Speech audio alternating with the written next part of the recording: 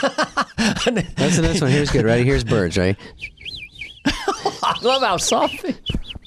That's you waking up in the morning. See, I do the hand so it gives a sense of... Okay, no, here's the crusher, and I shouldn't even bring this out here because you don't deserve it at all. He's Mr. Sound Effect. Here's the bird flying away. And then... Thank you. Good night. Here's an old-fashioned dial phone for you ancients. Okay. Bring, bring, bring, bring. Hello? Yes. Yeah. What's that? Try to beat it and go a little louder. Can you do this sound? Like Predator? It's just sort of a... No. Okay. Can you do this sound? No, I can't. Can you do this? Can you do an octopus? Watch. Can you do Anthony Hopkins as Hannibal Lecter? I can smell him, Garth. I once did Garth. I can smell him, Garth. I played Garth, and Anthony Hopkins played Hannibal Lecter, and we would entertain the crew on a movie we did together. I can smell you, Garth. I can smell Wayne. I'll do Garth. No, he'd be like, oh, hey, man. It's all in the jaw. It's all you got to do is the jaw. I remember Kristen Wiig at the 40th goes, why does he hold his mouth that way? She seemed a little upset. I'm from a woman who has 100 characters. I'm a laugh machine. I do voices and effects to make people happy. Dana, who is married, you were married in 1950. 1957, I got married. And I met her at 19. When she was 19, I raised her as one of my own. That's nice. That's what Elvis did with Priscilla. Huh? Hey, Priscilla, you're 14. You got to wait 4 more years. I'll bring you in from Berlin. When she was 20, she wasn't sexy anymore. Okay, so like a Perkerdam sandwich. Lorraine Newman is on the show today. And yes. Lorraine Newman, one of the OGs from SNL.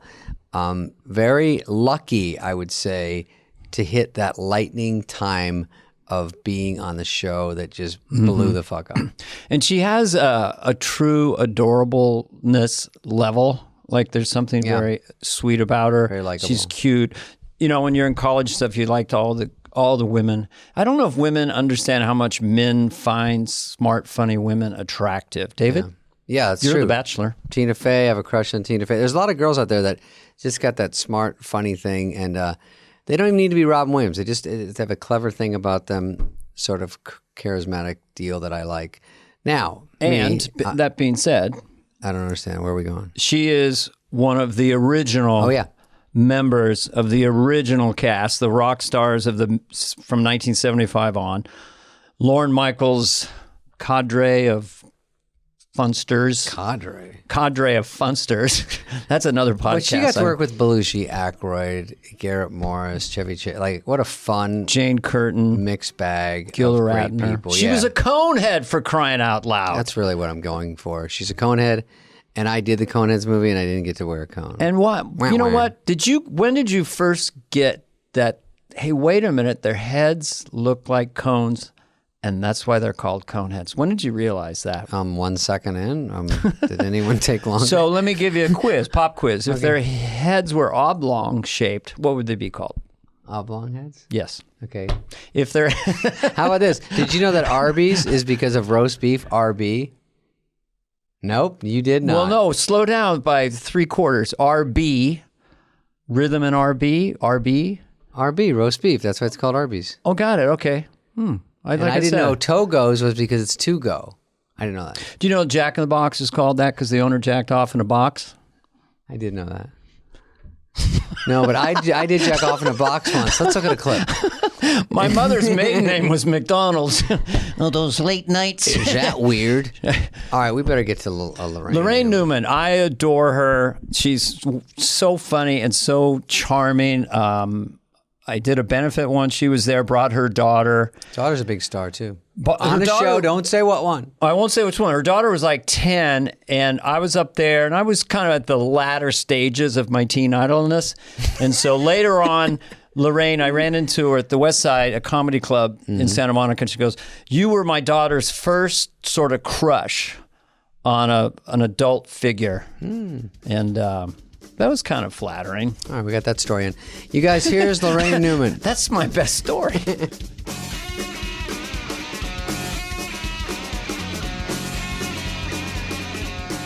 You know what? I'll give Lorraine a compliment right off the bat, right? Ready? Everyone loves Lorraine. Lorraine, you have a great voice, and not that I'm flirting, but when women say what, or people say, what do you like about women? One of my weird things is not that weird, but aside from the basics, oh, I like this and this, that all guys like. A voice is very interesting because it's very unique on every person, and even as you get older, people recognize your voice. Like they know mine from The Emperor's New Groove, which was a cartoon movie I did a long time ago. And so when I'm in 7-Eleven, people... No touchy. No touchy. Everybody in my family, all my kids know that reference. Oh, they know that movie? Did you ever think? No, but I was telling that whole story just to get to see if that they knew my movie. No, but you have a recognizable voice, David. You have a recognizable, and she has a good voice that's right off the bat. Lorraine has a very seductive, smooth, feminine voice. You know where it really came in handy? E. Buzz Miller. Weren't you the girlfriend or something? Yeah, Christina, a character that I never understood why anybody thought that was funny. I never, ever thought that character was funny. I just was like, well, they gave me the part. I'm going to do the best I can. And they even made this kind of piece that gave me those boobs with the little bullet nipples, because it was actually a rubber piece that went under the leotard. It's always a weird meeting that they probably don't have anymore. Who knows? Yeah. Well, okay, Lorraine, when you do a part like that, I think SNL people want to, and we can talk about anything, but on the SNL tip, when Dane and I have been in that mix, and it's probably similar when you were there, but is that Danny Aykroyd is writing something up, or someone else, they walk by, knock on your door and go, hey, do you want to be in this thing? We're writing it up. It's Tuesday night where you play. Is that kind of how it goes? The way that it went with you is exactly the way it went with us. I remember listening to Andy Samberg on a radio show, and he talked about the schedule, like Monday, meet the host, pitch some ideas. Lauren says, work on that. Everybody works until Wednesday. Yeah. She'll read through, the whole thing, choosing what, build the sets. Yeah, everything. And you guys didn't have... They probably ironed out a lot of the problems. You probably had a little rougher as far as... Oh, yeah. It's really Well, we didn't have WordPress. We didn't have... I wasn't there during being online and stuff, so I did go back to host at one point. Bill Hader and John Mulaney were there, and they're like, "Oh, we'll click up this sketch that you did from Dress that was cut in 1987." Wow. So they have everything in a database. I wouldn't even think of that. And I, when you never know what's going to land with people, so. I had done a sitcom with Mickey Rooney, and he's the freakiest person ever, hysterical.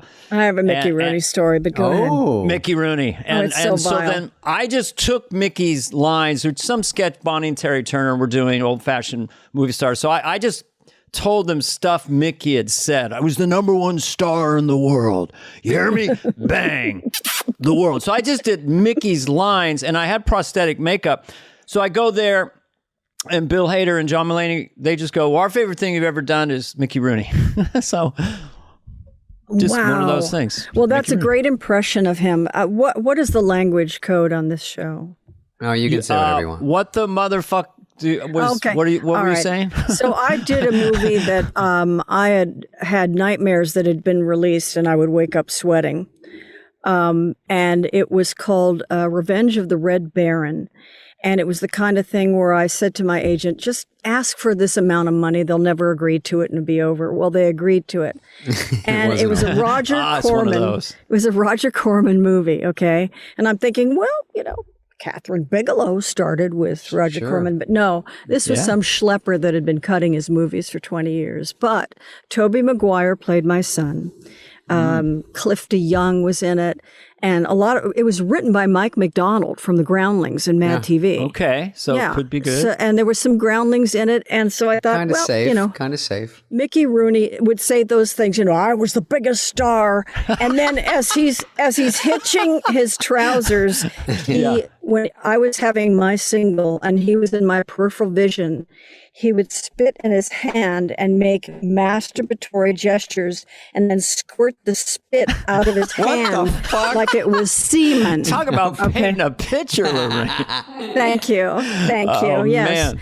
Yeah, can you imagine? I thought I was the one that did that on sets. That's always a real I know fun we one. shouldn't speak ill of the dead. No, but not at boy. all. He was just the most bitter person. It was so funny. He had a .38 revolver with him, and he would pull it out sometimes. This script is caca, and he's kind of waving it around.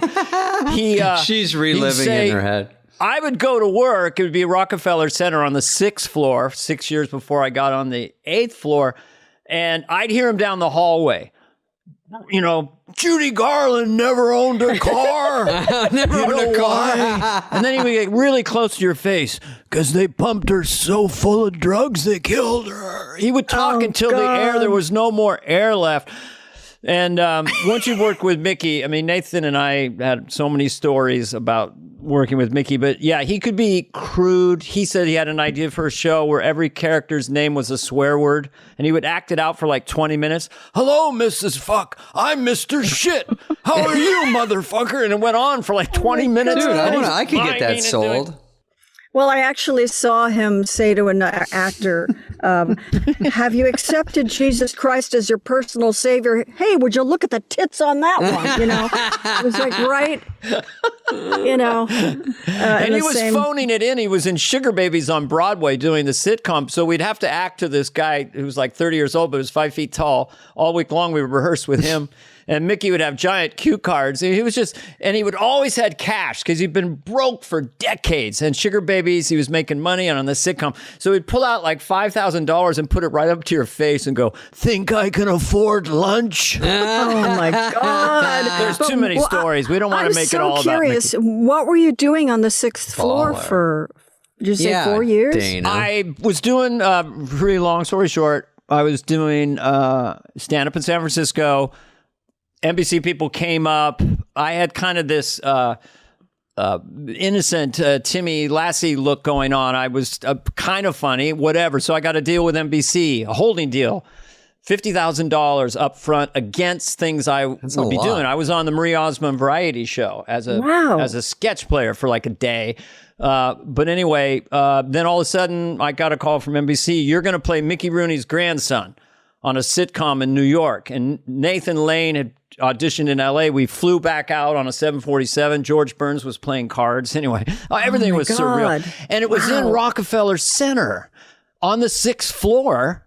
And then I would go up to the 8th floor on Thursdays, watching them run through the thing, Joe Piscopo and Eddie Murphy, and going, oh man, I want to be up here. But I was cast as a straight man for many years because I had no confidence. I had ambition, but I had no real confidence, which kind of comes full circle a little bit to your story.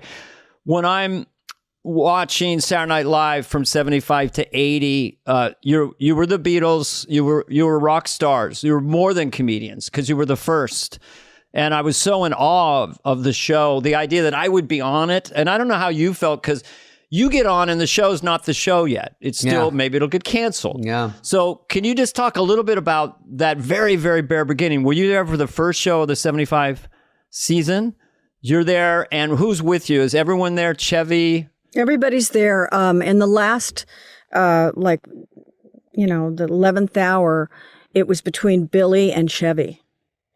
Which, really? Yeah, which killed me because I had never seen Billy, except he was one of the first people I met. My first friend was Gilda Radner, and she took me up to a recording session for a National Lampoon album, the one that's called That's Not Funny, That's Sick. So I'm on that album, but I meet Harold Ramis and Chris Guest and Landell Murray and Bill Murray.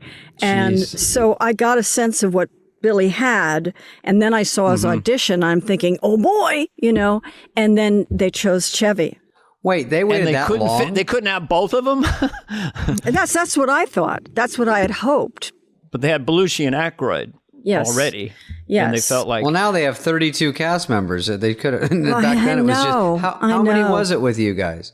7. So explosive. I mean, I really want to talk through this a lot, but just for a second, I just because of everyone's love of Gilda Radner and your whole cast, but she just seems so likable. I mean, was she just really fun and just a genuine, I mean, all of you and Jane, I don't know, there's just a likability to that whole cast, but speak to Gilda for a second. Well, she was a really good person. That's nice to know. She was the person that, made a fuss over your birthday and just... very sweet. She and I found ourselves in some pickles, which I talk about in my book. Oh, and what is the name of the book? Maybe we'll get a big following here. May you live in interesting times. And, nice. One was that when we did the New Orleans, Live from New Orleans special, the technology, for doing green screen and shifting from one set to another was like a minute old. And everything that could have gone wrong did. But the days before, during the rehearsal process, Gilda and I were put into a room in a building at a part of town. We did not know where we were. We were scared to go out because we were literally getting mobbed. Yeah. And we were in this room with nothing but chairs and a trash can with one of those lids that you step on a pedal and the lid goes up. They forgot about us for 4 hours. Oh, God. We're in this room for 4 hours, and Gilda turned that trash can into a puppet because that's the kind of person she was, Sweet. Nice. And God, there's just so many times that she and I, for some reason, but we also just, would have breakfast together before we went into work. And that's, I think it comes across, and I don't know if Lauren honed this later, or you think about, there's the funny part, there's the likability part, and then there's the charisma, and finally there's how might they work together?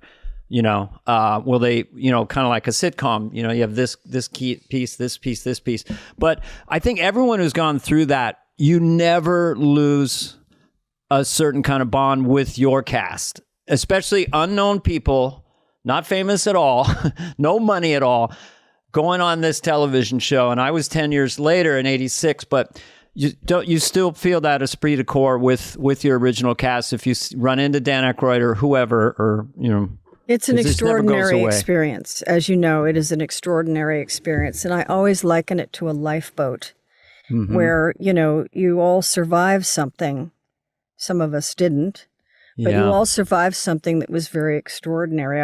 I was on Dennis Miller's show a couple of weeks ago, and we talked about the very same thing. And he mentioned the movie The Right Stuff, which I think of this scene every time people ask about the camaraderie of the cast and the closeness, where they're backstage. I think Lyndon Johnson is introducing I've seen the movie many times, yes. Yeah, that scene where they're backstage and they're all just kind of looking at one another like, I guess we did this thing that nobody else has ever done. Yeah. And obviously I'm not comparing our show to space exploration, right. But, it was the same feeling. Well, I would say, without that analogy, but in terms of show business, especially as the show grew live, I remember just doing a cold opening in one as the president or whatever. And just the whole weight of the show is on you. And then there's that Joe Disco, 5 seconds. And you're just 5 seconds. You're like floating, and then you're just reading the card and hoping that you're articulating. That is a lot of pressure, I think in show business. I don't know if there's anything that currently exists live like that. And they weren't We came from that background. I'm sorry, what did you say, David?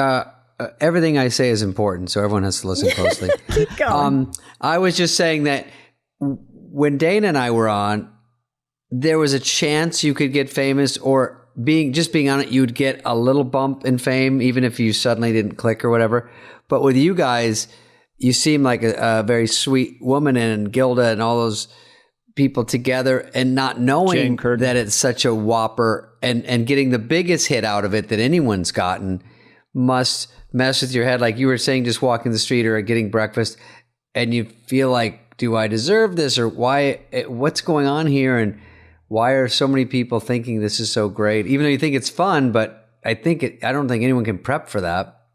Well, you since you're part of this era, it really, when you think about the evolution of comedy from Laugh-In And Lauren used to say, it's fucking Carol Burnett. I'm sure he loves Carol Burnett, but he had a thing about breaking in scenes when we were there. He didn't want you to break. Yeah. But the rock and roll George Carlin, Richard Pryor thing had started, and then it all of a sudden this sketch show manifests itself with this kind of post 1960s, early 70s comedy sensibility, right?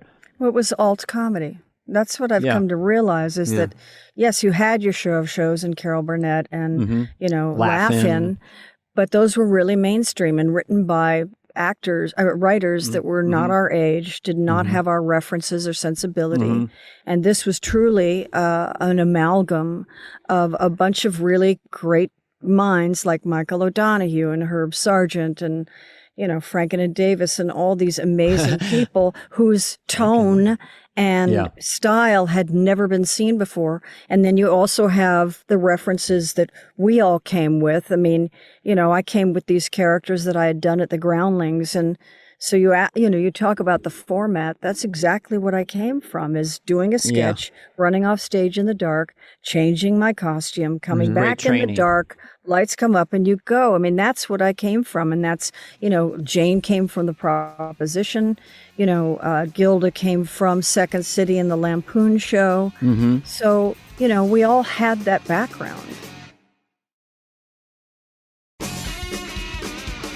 Did you, were you the first or one of the first on television to do the Valley Girl voice kind of, or it feels like I mean, because that is still around and it's organic too. You're welcome. How did you hatch that? Where did that come from? That was in your early Groundling time? I had always noticed, even in high school, that the people from the Valley spoke differently. And my twin brother was a surfer. Fun. He still is, actually. And so I'd go to the beach with him every once in a while. And, there was this whole thing about the Valley surfers versus the Malibu surfers and the West Side surfers. And, but my ear picked up because I'd always loved dialects. I'd always picked up on them. There was, when I was 4 years old, there was an Orange Julius stand in Westwood Village run by this Scottish couple who would say things to me like, would you like your hot dog steamed or grilled? And I would just, grab onto that kind of stuff. So you were doing that at age 4? No, I wasn't doing it. I was noticing it. Yeah. But then I did start doing dialects very young. But that was, I started hearing that Valley accent and realizing that it was a very unique accent. So many people have used it. I mean, it's just... Yeah, that's become the whole thing. Ubiquitous. Were you? I'm familiarize me with your take on it. Did you do the thing? Oh my God! Or how did you process it? That became later. I don't know who did that, but no, I think that Moon Unit did. Oh my God! Okay. But I break down that dialect in my book, and which is called "You Should Have an Interesting Life," or what? May you live an interesting time. May you live an interesting life right now on everywhere books are sold. Lorraine Newman. Audible. And contractions like wouldn't, shouldn't, or couldn't would become wouldn't, shouldn't, and couldn't. And ing endings were EEN, so I'm going there, and things like that. It's just, and then there was also words like bitchin' and super that came before, like in my monologue in the Godfather Group Theraper sketch, I said, I had to get super reflective. It was that was the language and the dialect that I kind of that was great. That I loved. By the way, that is still around. That was like super reflective. Can you do that again?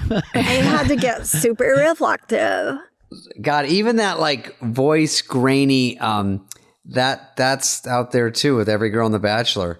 But yes, Lorraine, what is underneath that? I just want to know for a second the process. I mean, like someone who talks like that, is it an elitism, or is it trying to be cool, or what is kind of behind someone who would change their voice like that? I'm just thinking out loud. Like I don't think people change their voice to it. I don't think they change their voice to it. I think that it becomes ubiquitous. Yeah. And is there a charm to it? A sexuality to it? I'm just wondering where it came from. But anyway, we may never figure that out exactly. Doesn't charm me one fucking bit. Yeah. But the stoner dude, the male version was like most like Spicoli, I don't know what you're talking about, man. This is crazy, dude. But that also, was like if she does that, then everything, even Moon Unit, it's all sort of a spin-off of that laying the groundwork, like, someone doing Lorne the first time or Christopher Walken, and everyone's kind of doing that version, but everyone's like, oh, that's a thing now. So they're kind of playing off that one and building on it. So that's Frank the hard Zappa, thing is to come up with the code. Like Frank Zappa? He loved that character. He absolutely loved it and wanted to do something with it, and it just never happened. And he was from Cucamonga. He was from the Valley. So he absolutely... Frank Zappa. I did him once on the show, and Michael Thomas did such a great job with my makeup, and I came out of the room, and Eric Clapton was in the hallway. Sorry, folks, name dropping, but that's what Saturday Night Live does. Michael Thomas. Oh, God. He was my guy. Brilliant, funny, so fucking funny. He made vampire teeth for me. Did he? Oh, yeah. Michael Thomas, for everyone listening, was one of the quintessential brilliant makeup artists, and he could move so fast and do little things, and you'd sit in the chair and you'd get more and more into character, and he would keep doing stuff. And then he had such a funny ear. I was doing a show a few years later, and I was asked to do all these classic impressions like Groucho Marx. It was a Easter special. I was Rich Little, and I didn't really have him, and so he taught me Jack Benny, and then I would go out and do Jack Benny. And so this is how you do Groucho. So he also had an ear, and he loved monsters, but God rest his soul. Yeah. Loved him. I'm so glad you had a connection with him. He was such a great... Did you start the Groundlings, or you were part of the founding people? Yeah, one of the founding members, That's great. That's so cool. Wow. And that was in L.A.? Who knew? Yeah, who knew? So SNL is like the Groundlings, but suddenly when you leave, everyone has seen it. It's so funny. You can do a sketch, walk in your room, and someone could text you and say, great one, I was in Oklahoma, I just saw it. And you're like, it's such a mind blower. Yeah, there's a thing going on in the Groundlings now where people would stay in the main company and they just wouldn't leave. And even though it's like, they're on series television now, they just don't leave. So that what they started to do to get them to leave was to do a retrospective and a celebration to just and, to get them out the door. And I always marveled at the technology because they had the ability to film their sketches. And when we did our 40th anniversary, the people from the 1970s, we just did straight improv because we had never filmed any of our sketches. But later on, of course, everybody had, early Melissa McCarthy, early Kristen Wiig, early Maya Rudolph, It was just great stuff to see. I wish that when I was there, and it was sort of with all of us, if you missed a sketch, then you waited for the rerun 6 months later. And if you missed it again, you might have been in the best of in the summer. But that's a long shot. And now I don't get to see the show as much, so... If Monday on Yahoo News or wherever you are on your computer, Hulu, sometimes it just says, here's a sketch from, and they give you the best one. And then you go, oh, the show is pretty funny still, even though who knows how much of the show, it's always like hit and miss, but that keeps it alive. I think that's a big part of why it's still out there and still killing it. Well, now it's 1.6 billion YouTube hits last year for their season, which is extraordinary. Oh, wow. And then I don't know if it still is, but Peacock, I think you can watch it live at 8:30 on the West Coast. So it's evolved in so many ways. The interesting part about you and Gilda and Jane being the first women, and there's all these, the society has evolved. And we were talking to Anna Gasteyer, who's another great performer, and just the idea that how many women have emerged in such a big way in the last 20 years, in some of the ones you were mentioning. But it was 3 on your cast. Then there was those intermediate casts. I know Julia Louis-Dreyfus was on. We had Jan Hooks, Nora Dunn, and Victoria Jackson. Oh, yeah. God. Jan Hooks, she's supernatural. I love as good that as reaction anyone. to Jan Hooks. That's such a good... So unbelievably funny. Yeah. Oh, God. Just balls out funny. Oh, God. And funny off stage. We had so many laughs. We would just get, when you get so tired in a stressful job like that, you get laughing fits. Oh, yeah. And like your little kids. I remember one time Phil had a suit on, the late, great Phil Hartman, and we called him the Glue because he was like our Danny Aykroyd or something. Yeah. What do you need this week? Yeah. and he didn't even, it was effortless for Phil.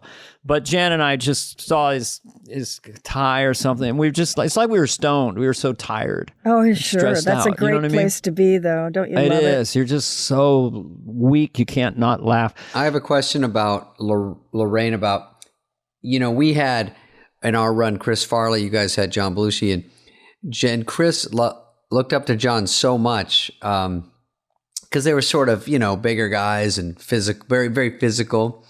I remember even in wardrobe, he would find pants for a sketch and he'd look in it and it would say Belushi. They still had them. And he'd wear them, and then he'd wear his pants over those because he wanted to have anything. And at one point I said, Chris, you're as good as Belushi. I mean, I hate to sound like blasphemous, but I go, he is. We all love Belushi. Is. And I go, Chris, you're at the point where when we go down the street, you're so good that I would put you in the same. And he would never buy that. Never buy it. Never. And it was hard. Here's the thing that I have to say about all of that, because when I hear people say, your cast was the best cast, I say, no. The cast that was on when you were an adolescent is the best cast. Yeah, because they've always had great casts. Always had great casts and great writers. Mm-hmm. And, guys, your years had you guys and the people around you. There have always been great casts. And people that don't even know ours. They said we're bad, and then later they say we're good. It's so funny that when we're there, they're like, you missed the good people. They were just here. You guys suck. God. And then later they Saturday Night Live dead. It hasn't been funny since who went to the left. That never ended. Lauren goes, Saturday Night dead. It's going to get every year. It'll be a headline. That's a good impression. I cannot let Dana do it. He's the guy. The problem with the critics, they're like really into their own thing. It's that thing of like, you have to be really light on your feet. It'd be nice if this sketch was like, funny would be a good thing.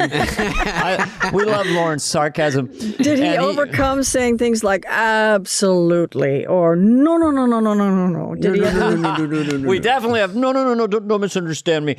Mostly it would be exactly if you were telling him something exactly. Well, he was always the same, but now that we have data, now we have almost 50 years of this show, it's hard to imagine another human individual navigating it like Lorne. He was so good with the network and all that part of it. Oh, yes. He was very good with the hosts, and he also was, I think because he's a very, very smart guy, he could get all those Ivy League guys to come in and respect him. The Harvard guys, and because I went to San Francisco State, but everyone, they would all giggle when I would mispronounce a word and read through, and I go, "You fuckers, I'll get you on the stage." That was intimidating. I don't know if you guys had great writers, Lorraine, but it got very Harvard-y when I was there from Scottsdale Community College, and I could just tell it was very clear I was in over my head, and it takes a while to figure out, like, I don't know if you wrote, but I think you did, but how to write a sketch or how to fit in with these guys and just get to the level. I just want to go and read through and say, I don't want everyone to go, what the fuck? Who wrote this? I just want it to be like, oh, we're not doing it, but it's sort of mixed into the bunch, because sometimes I would write something and I didn't know how to write, and I've just got that yellow pad, and they would be like, that's 8 pages too long. I'm like, well, no one is talking to me. God. No one tells you anything. Was that the same when you were there in the 70s? You have to learn it yourself or ask other cast members. Absolutely. Yeah. Nobody tells you anything. And I didn't quite get that it would be good if I were to align myself with a writer who could really get me. But fortunately, it worked out that way anyway. And O'Donoghue and Schiller and Rosie Schuster, they really wrote beautifully for me. And, I brought us some of the material that I had done at the Groundlings I brought there. But that was basically how it worked, because I did not know the things I did in the Groundlings were what we now call in-ones or down lefts, which were just character monologues. Yeah. I am a shitty improviser. Shitty. I don't know how to write a sketch. People think we improvise on Saturday Night Live, but you don't improvise. No. Yeah, people think you do. But backstage you do. Just for a second, Rosie Schuster came back Lauren's ex-wife, one of them, and she was assigned to me. I just done this character in my stand-up. I didn't do it all day long. I never wore a dress. Was this church lady person? Oh my God! So we sat for a couple weeks, making the talk show out of it, and she was the one who said, "Church chat," and she was very, very good. Oh yeah, yeah, what a really good writer. Yeah, really beautiful. Yeah, so that Lauren loves that when the writers in the cast get together. And I actually talked to a young cast member recently who wanted to talk to me. I won't say, who it was, who's currently on the show and struggling a little bit with the process. I said, well, find whatever your rhythm of your character is, collect your hooks or what makes it funny and crunchy to you. Seek out a writer that has influence and maybe would want, so at the ground floor, while the sketch is being written, your rhythms are being integrated. Don't wait where they've written jokes and then you're trying to put your character into it. Exactly. Make sure you do it together. So it sounds like you had that with Michael Donahue and Rosie and all the rest. Yeah. That's when Lauren loves that thing too. It's like, it's like the Congress and the Senate are getting along or something. He doesn't want one side to dominate too much. Yeah, well, Conan O'Brien talks about not knowing how to write a sketch and how he really started out by just like telling somebody stories. And people would say, yeah, you should write that as a sketch. Yeah. But, the idea that any writer would come there not knowing how to write a sketch. Well, I auditioned to be on the show. And then they say, me and Rob Schneider, and they go, you're hired, but they liked your stand-up, but they liked the writing of it. So... Which is good and bad news because they go, he wants to be a writer performer. And then they go, oh, maybe Chevy was, I don't know who was, but he was just hired as a writer. Chevy was just hired as a writer. Yes. Garrett and Chevy were hired as writers. Oh, I did not know that. That's cool. Yes. Now, how long till Billy came on? Was it 3 years? No, actually it was right away, second wasn't it? year. Oh, second year. Because Chevy did like 1.5 seasons. Oh, yeah, whatever. Okay. He was on the cover of Time or whatever he was. He just blew up from the show. Yeah. And then he always regretted leaving. When he would come back and host, he talked about wishing he'd stayed longer. Sure, for sure. I mean, it's hard to I think once you leave it, again. you can never go back, Once you what? Once you leave SNL, you're never going to do... I thought you said once you diva, you never come back. Oh, funny. I was thinking that's good. That's better than what I just said. So I did say that, Lorraine. Okay. Once you diva, but once you leave, you can't go back to that experientially. And it haunts your whole career or life in some ways because it's New York, it's the grease paint, there's a horse in the show and someone's juggling and it's all chaotic and weird. And there's just nothing quite like that intensity of SNL. Or how hard it is. And you go, I could do that. And then you leave, I'm sure Chevy after years, and he sees the show stays huge and even huger. And you're like, fuck, that was fun. I was in that. I was in the mix. Yeah, that's the thing is sketch comedy is so fun. Yeah. When I was back for the 40th, just doing sketches. Oh, right. So goddamn fun. Oh, yeah. It's just... And the people you get to work with are always super sharp, funny. Yes. You get to look around and go, God damn, all these people are great. And then they go on to do great things and you go, shit, everyone was good. I was not wrong. It feels like it's more pressure now, but you guys, when did you for yourself, Lorraine, so you're on the show and the show's not the show yet, but you're becoming rock stars. When did, I think the audience starts to discover, and they discovered Chevy first probably because he was on Update, had an N1 at home base. It was like very potent Chevy. But when do you feel when did you personally get comfortable, you feel? Were you comfortable right away? It took me, I feel like 60 shows. 60? To get, I'd say I was better after the third season, fourth season. It took, to be really having fun.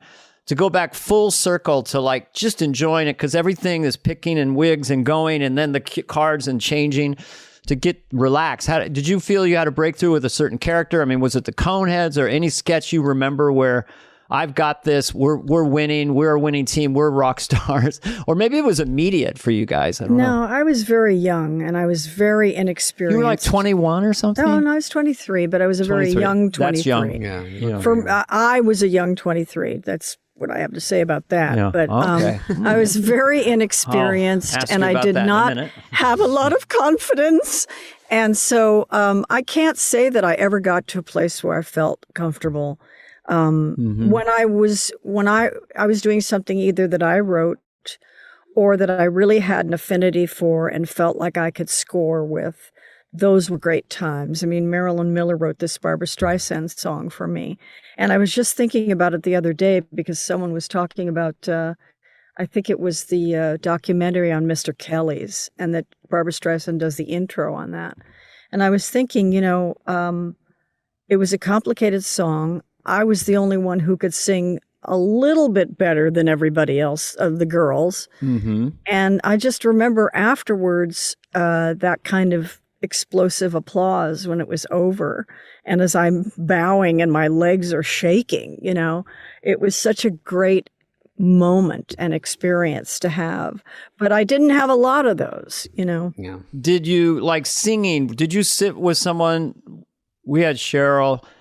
And Cheryl, Mark yes. Shaman. We had Cheryl and Mark Shaman, and Mark Shaman worked on the show? he did. Well, I was there for a couple of years. Then he went off and did movies, but he was there with Cheryl. I didn't know that. This is just for people listening. If there's a musical number, it's so much fun to sit down. Well, let's just say Cheryl was so wonderful, and she could just play anything, and you had a song you wanted to do. I think she said she did Black Magic Woman. Is that Santana? I don't know who did that. Yes, it is. She played the chords backwards for the church chat theme. Stuff like that. Oh my God, how brilliant. But she would help you with notes and know we're going to harmonize, and we're playing Cowboys and we're harmonizing Woody Harrelson, and she would help you. And I'll speak to you. I want to hear your experiences. I had one freaky thing I was in a booth with Willie Nelson. He had his old guitar. And then he was learning a song, Maybe I Didn't, and I'm seeing him learn it in real time. Oh, wow. But you have those kinds of moments. In terms of the movies, the hosts that came along in those 5 years, what does anyone stick out? Or the hosts? The host, because then you're meeting, like you had the a lot monster stars come through. It's unreal. Richard Pryor. Yeah, Richard right? Pryor. I had met Richard Pryor when I was 14 because he was friends with my sister. Oh, and he was playing the Troubadour guys, the Troubadour. Wow. He was playing the Troubadour. And West Hollywood. So, so I met him when I was 14. So when he came to host the show, I was like, I'm Tracy Newman's little sister. Do you remember me? And he was so great to me. He was just, he was sweet. Wow. Always like there are three people who were my main influences: Eve Arden, Madeline Kahn, and Richard Pryor. Those are like the holy trinity for me. Madeline Kahn's another monster. Did she come host? Twice. Oh, how great. Yeah. So that's the exact example of what happens to you on Saturday Night Live. So you have this mentor who doesn't know, and then you're in a sketch with them. I know. It's all surreal, right? Dana, so what great. about Lorraine? Did I read that you were stopped? I mean, this is where your career just hits a zenith when you got stopped by John and Yoko. Is that true? Yeah, I was coming from a photo session with Francisco Scavullo. I was in full makeup for the read-through with Jill Clayburgh. And out of I'm walking through the lobby of 30 Rock, and through my peripheral vision, I see these two forms, and they come into focus. Holy shit. It's John and Yoko. God damn. And as they pass in front of me, John goes, "Hi, Lorraine." Not a hi. Hi, wow. Lorraine, Wow. And I was like Lou Costello in those series, like horror movies. Frankenstein was like, exactly. That's it. Yeah. That's exactly what I was like. John Lennon. I always, there were so many intersections that you happened to have my cast with different people and Paul McCartney and so forth. But yeah, it was always bittersweet. I would love to have met John Lennon. Oh my God. Yeah. Would love to. Well, Christopher Lee was the person that I was very excited to meet. I had lobbied for him to be a host for 3 years, but it wasn't until he was in a James Bond movie that he hosted. They put him in. And God, was he a great host. Of course, he immediately said, "I do not want to do Dracula." He was like, "Oh, He's your Steven Seagal. Yeah. I'm going to play Coco the Clown. I don't want to do Dracula. It's not something I feel Lorraine, like I was just saying that because when Steven hosted, I think I got a bad rap of being quoted in sometimes these stories that's our worst host. But the truth is, I did like Steven Seagal, and I liked his movies. And I was just I was saying he was sort of known to others as a bad host. He wouldn't roll with the flow. And I think both of you know that the best thing to do if you're a host is to just put your hands up and go, what do you want me to do? And if you're Christopher Lee, we'll make it Dracula. We won't make you look like an asshole. This will be a funny version. People like it. And he wouldn't do any karate monologue. And we wanted to do kung fu fighting or something stupid. And he just was latching on to wanting to be cool. And I got what he was saying. He's like, I have an image, and it was just too hard to trust us and talk him out of that. That's all. He wasn't a bad guy to me. I didn't mean to imply that he was difficult. He was absolutely great. Sure, but a lot of people don't want to do. He just didn't want to do that. Yeah, that's what I'm saying. A lot of people just say they get on there, or the music. We had that a lot. The music doesn't want to do their hit song, and you want to go. You get 2 songs. You could do whatever you want on the second one, but the first one, can you please do your hit? It's kind of when a host comes in, like, there's an athlete, or we had George Steinbrenner, a billionaire, owns the New York Yankees. So George Steinbrenner, so he's got kind of, he's a billionaire. He's George, and Al Franken pitched him something to the effect. In the sketch, he would be on all fours in a diaper with a dog collar. It's funny. You're like, Al, he's not going to do that. Well, I think it's really funny. Remember Conan was saying at dinner the other night, we saw Conan, God. He was saying he and Bob Odenkirk had to go pitch to George Steinbrenner, and he fucking hated it and said, I'm not doing that shit. Get out of here. And they leave, and Lauren goes, give it another try. What? Go back in? They go, we have to go back in. Oh, my God. I did a sketch once. It was during Matthew Broderick? Married to Sarah Jessica Parker. Broderick. Matthew Broderick. So we were all bare-chested in diapers in the sketch. And so the sketch bombs. I mean, it really bombs. I mean, it's dead quiet. And then you have to walk off. It's too busy. No one puts a robe. You're walking through 8H, through the audience with a big diaper on and a sketch that just shit itself.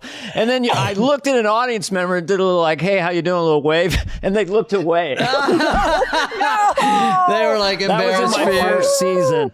They looked away. Shit. Oh, the pain. I know. It's talk about humiliation. That's what comedy is. Dude, in a sketch, if it's bombing, it's the grossest feeling to sit there looking at the cards, your next line's coming, you're like, we should end it right now. It's going nowhere. Like, they're not takes buying. your chances. The sickest if it kills at dress, and then on air you're like, what happened? I know. That's the worst. Well, that's the alchemy of the show, Shit. Well, it's sometimes the dress show is so hot and you're like, I don't like this. Yeah. Because then the air show is not so hot and a lot of invited guests, and then all of a sudden the same, and it's half the laugh, and then you've gotten spoiled with the dress show. But sometimes the air audience was the best, so you never knew, but it was a high wire act. Lorraine, I don't want to keep you forever, but do you ever get mad and say MEPS? Say what? MEPS. MEPS. What do you say in Coneheads? MEPS. It's MEBS. MEBS. MEBS. Wow. MEB. I've been saying it wrong. I've been saying it wrong every time I stub my toe. That's all right. I was in Coneheads. I was in the Coneheads movie. Really? Yeah, I played. Oh, that's great. That's right. I played. You were in the Cone. I wasn't in that one, but I just Dana. loved It was almost jury duty. It was everybody. It was Ellen DeGeneres, Phil Hartman, Sinbad, Schneider, Sandler. I was too big at the time, and I had a beach house, and I didn't really. I was turning down a lot of things. I'm just processing this idea of when it came out, the idea that the character's name was what the character was. So the Coneheads had Coneheads. So I always loved that. And that's why I said the church lady is the church lady, or what people would Dr. probably call Evil's it. Dr. You see that Evil. sketch where he plays like a church lady? Right. Did that... I mean, did Carol Burnett and Flip Wilson or whatever, did they do that? Because that was the first time I saw it. It's a certain knowing dry silliness that the character's name is what the character is. Or does that predate SNL? But I love that about Coneheads. I don't know. I don't know is the answer. I don't know, Dana. I don't know what happened with Flip Wilson. Exactly. I love all those variety shows. Now, as a They little were kid. great. Lorraine, do you laugh when you're going to do Coneheads in rehearsal? Does it kill at the table, or where is there any weirdness along the week going, what if this just does not work? I adored Danny's writing. I absolutely adored it. And he could do no wrong as far as I was concerned. Even if it was like something really subtle and tasty that I knew the audience would not get. That was fine with me. That is fun too, because some of those sketches you're like, I don't care how it does, I love it, we need to do it. And Lorne's good at keeping stuff like that on. He's like, I don't care if it doesn't work. This represents us. That's a good sketch. Jack Handy used to write a lot of really weird ones, and we all loved him at read through. And he goes, "Put it on." That's part of the magic of the show is that sensibility is allowed, even if it doesn't kill. And Dan Aykroyd would write these long. He would talk really super fast and have all this language coming out. God damn. Of him, and you'd have to just figure out later what he was saying. But the Coneheads was silly, and it was. I mean, how many times did you think you did that? It seemed like it was on a lot. Gosh, I do not know. I just know that the one time that we did an extended version where we filmed us going back to Remulac. Remulac. Yeah. We had never been in the cones longer than the length of a sketch, but this was like a whole day. And the spirit gum started to burn. This is where it was anchored here. Unproven. Here, spirit, starts to burn your skin. Oh my God. And so, Jane and Danny were in the front seat and they just started smoking weed. And I was in the back seat and weed Are you was on just location or something? Yes, we were shooting on location. I'd be terrified. It was all improvised too because, we didn't get permits. We went to a gas station to fill the tank. He was walking around. Danny did a bit of drinking the gasoline, but it was like guerrilla because we got no permits or anything like that. And you're in your outfit, your giant head and everything walking around. I got a question. When you do Coneheads, did you have to do it either cold open or after update because there's so much work? It was always at the top of the show. When I did Gap Girls, it was so much work. They could only put it first or after update because that's the biggest chunk. You have update and music, and that's like 12 minutes or something. And did you get stoned that day then? No, with I Danny? didn't. No, I didn't. I never was able to perform high. I mean, I tried it with a couple beers once out of work nerves. and do, Me Tried neither. it stoned once, didn't work for me. Heroin is good for doing sketch work, dear. I think But, that good thing about meth is fentanyl what is- makes James Woods. The meth is what informs his choices. Marcy, please, more popcorn. Anyway. But, that thing that you said about Lauren is very astute because that is what causes an audience to come to you. Yeah. It's like you don't write for them. You let them come. You write for us. Yeah. And you let them come to you. And some things like cheeseburger, one of those, like that might not work the first time. There's a lot of sketches that might not work. And then by the time it comes on, you don't realize they really did like it. They had to watch it and think about it. And then their friends talk about it and you go, that is good. It's kind of hooky, or even if it's not a catchphrase, just a smart bit. And then you go, oh, fuck, that's bigger. But also than I that thought. was active and high energy. And I've said this before, but for me personally, when I was doing Johnny Carson on the show and sort of a new wave. It's a great impression, by the way. Thank you. My favorite thing because I thought I enjoyed it so much. And I had Phil, of course, there. That the drafts. God, I forgot. He did. God, I forgot he did it. You are correct, sir. You are correct, For those sir. of you at home who you're watching a television, and that's how you're seeing the pictures. We are not actively in your living room. How Johnny would include everyone in the country in on stuff, and I didn't care. And I was in my 6th season or something.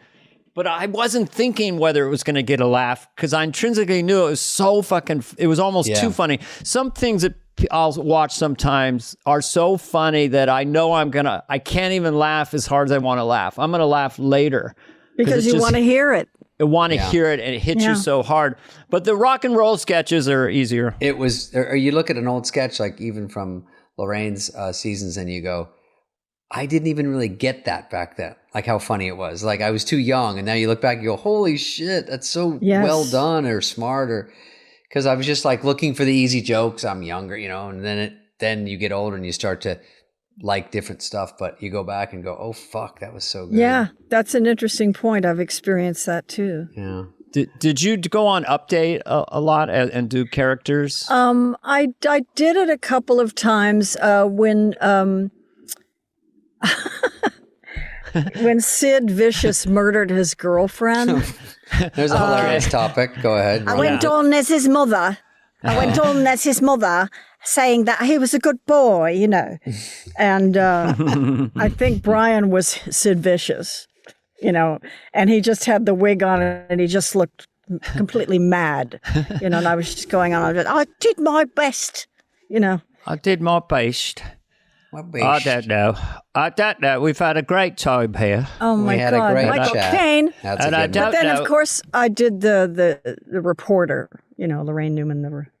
Which was kind of in that sort of reporter dialect, in a sense, the language of breaking news right now, this at the whole, that kind of thing. Yeah.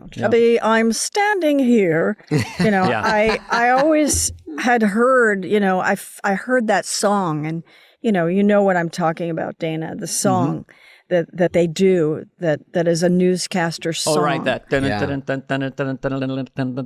Well, Channel no, the 7 song in their news. The voice. In their dialect. Yeah. Exactly. Oh, got it. Yes, it is. Oh, da da da da da da da da da. You know, it is a song. I did it in stand-up, and I don't know if I got it from Robert Klein, but it was a newsman ordering dinner with his wife, if I can remember. It was like, a surprise coming on my wife tonight. He's at a restaurant.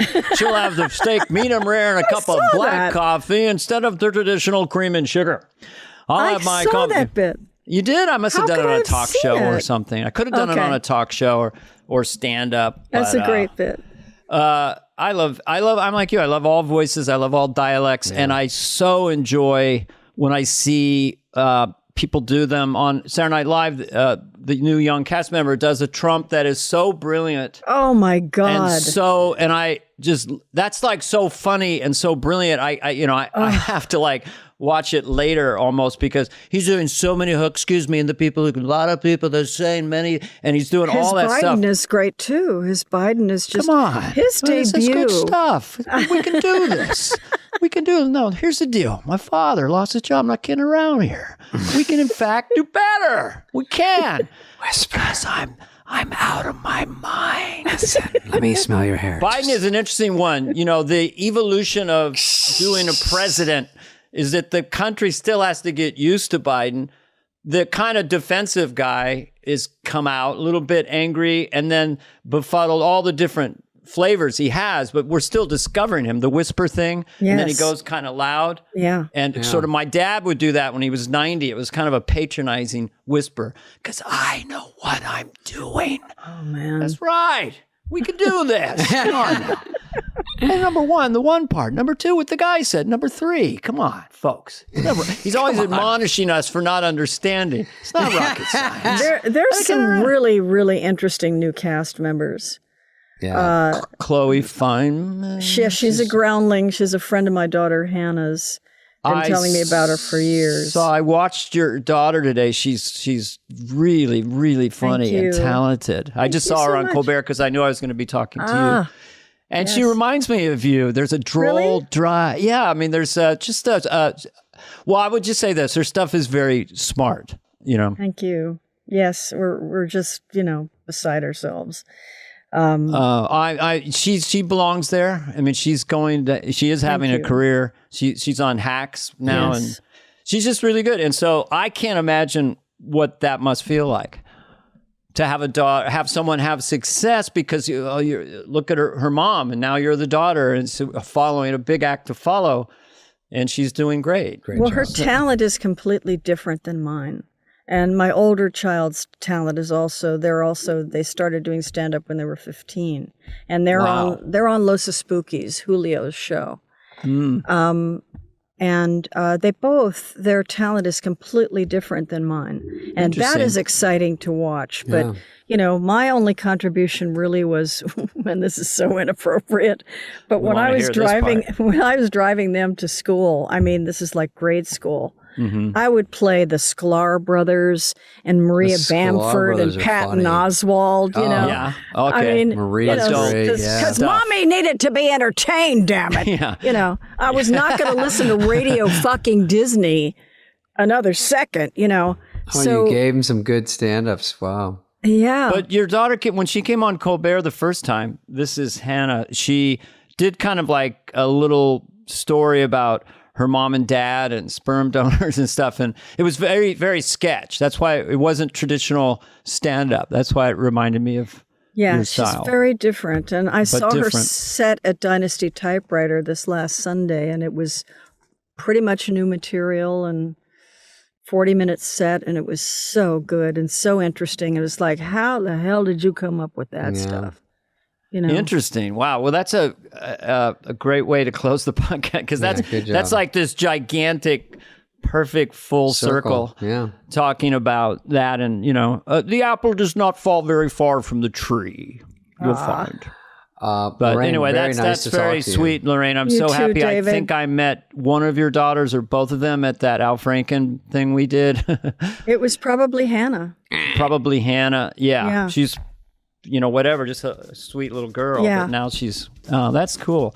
Well, I've really enjoyed this a lot. This was I hope so fun, you guys. I really did. And thank you for having me, too. And good luck with it. I know it's a really fun thing to do. Check in next week where our guest will be Ellen Cleghorn.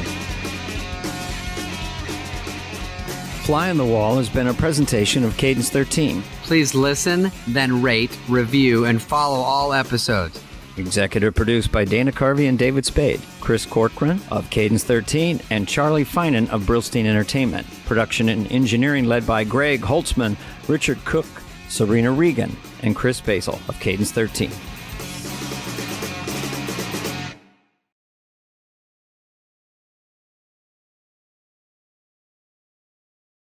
Okay, we got Larry David, one of our favorites that we've been trying to get for a little while, but of course we know he doesn't like to do anything, and but he made it. He came to the house. Actually insisted on it. He drove in, and we were very flattered. Is one of the guests we wanted to always get, possibly the most influential comedian or best comedian of the last many years. But yeah, he had a great sense of humor. I do go off on a few bits. I apologize for that. Yeah, I think the crowd will be just as happy as he was. He was laughing so hard. He's a great crowd. We touch on a lot of topics. And Seinfeld, Curb, all the usual things. The usual suspects and some other stuff. We sort of jumped around, talked about the 50th, talked about the 40th, and now... and talked about the 30th. And we talked about, I did Curb, and I walked you through the process. And overall, I think we ended on a real high note. He was laughing pretty hard, so that was a real victory. Enjoy the episode. Fun. Yeah, you'll see what happens. Always say no. Always say no. It's the best advice you could give anyone. Never agree. I was just talking to somebody the other day. They go, why did I say yes to this? Why did I say yes? Everybody goes through that every day. Yeah. People cannot say no. It's so impossible. Well, if you're turning down a lot, it's a rhythm thing. No. But at least you're known as someone that says no. How many podcasts do you turn down in a year? 300. I don't want to. Over 1,000? Over 1,000. I don't want to sound immodest. 2,000? There is, listen, Nancy Reagan had it right. Just say no. And no one listened. Yeah, completely. She was right on a lot. She was talking about drugs.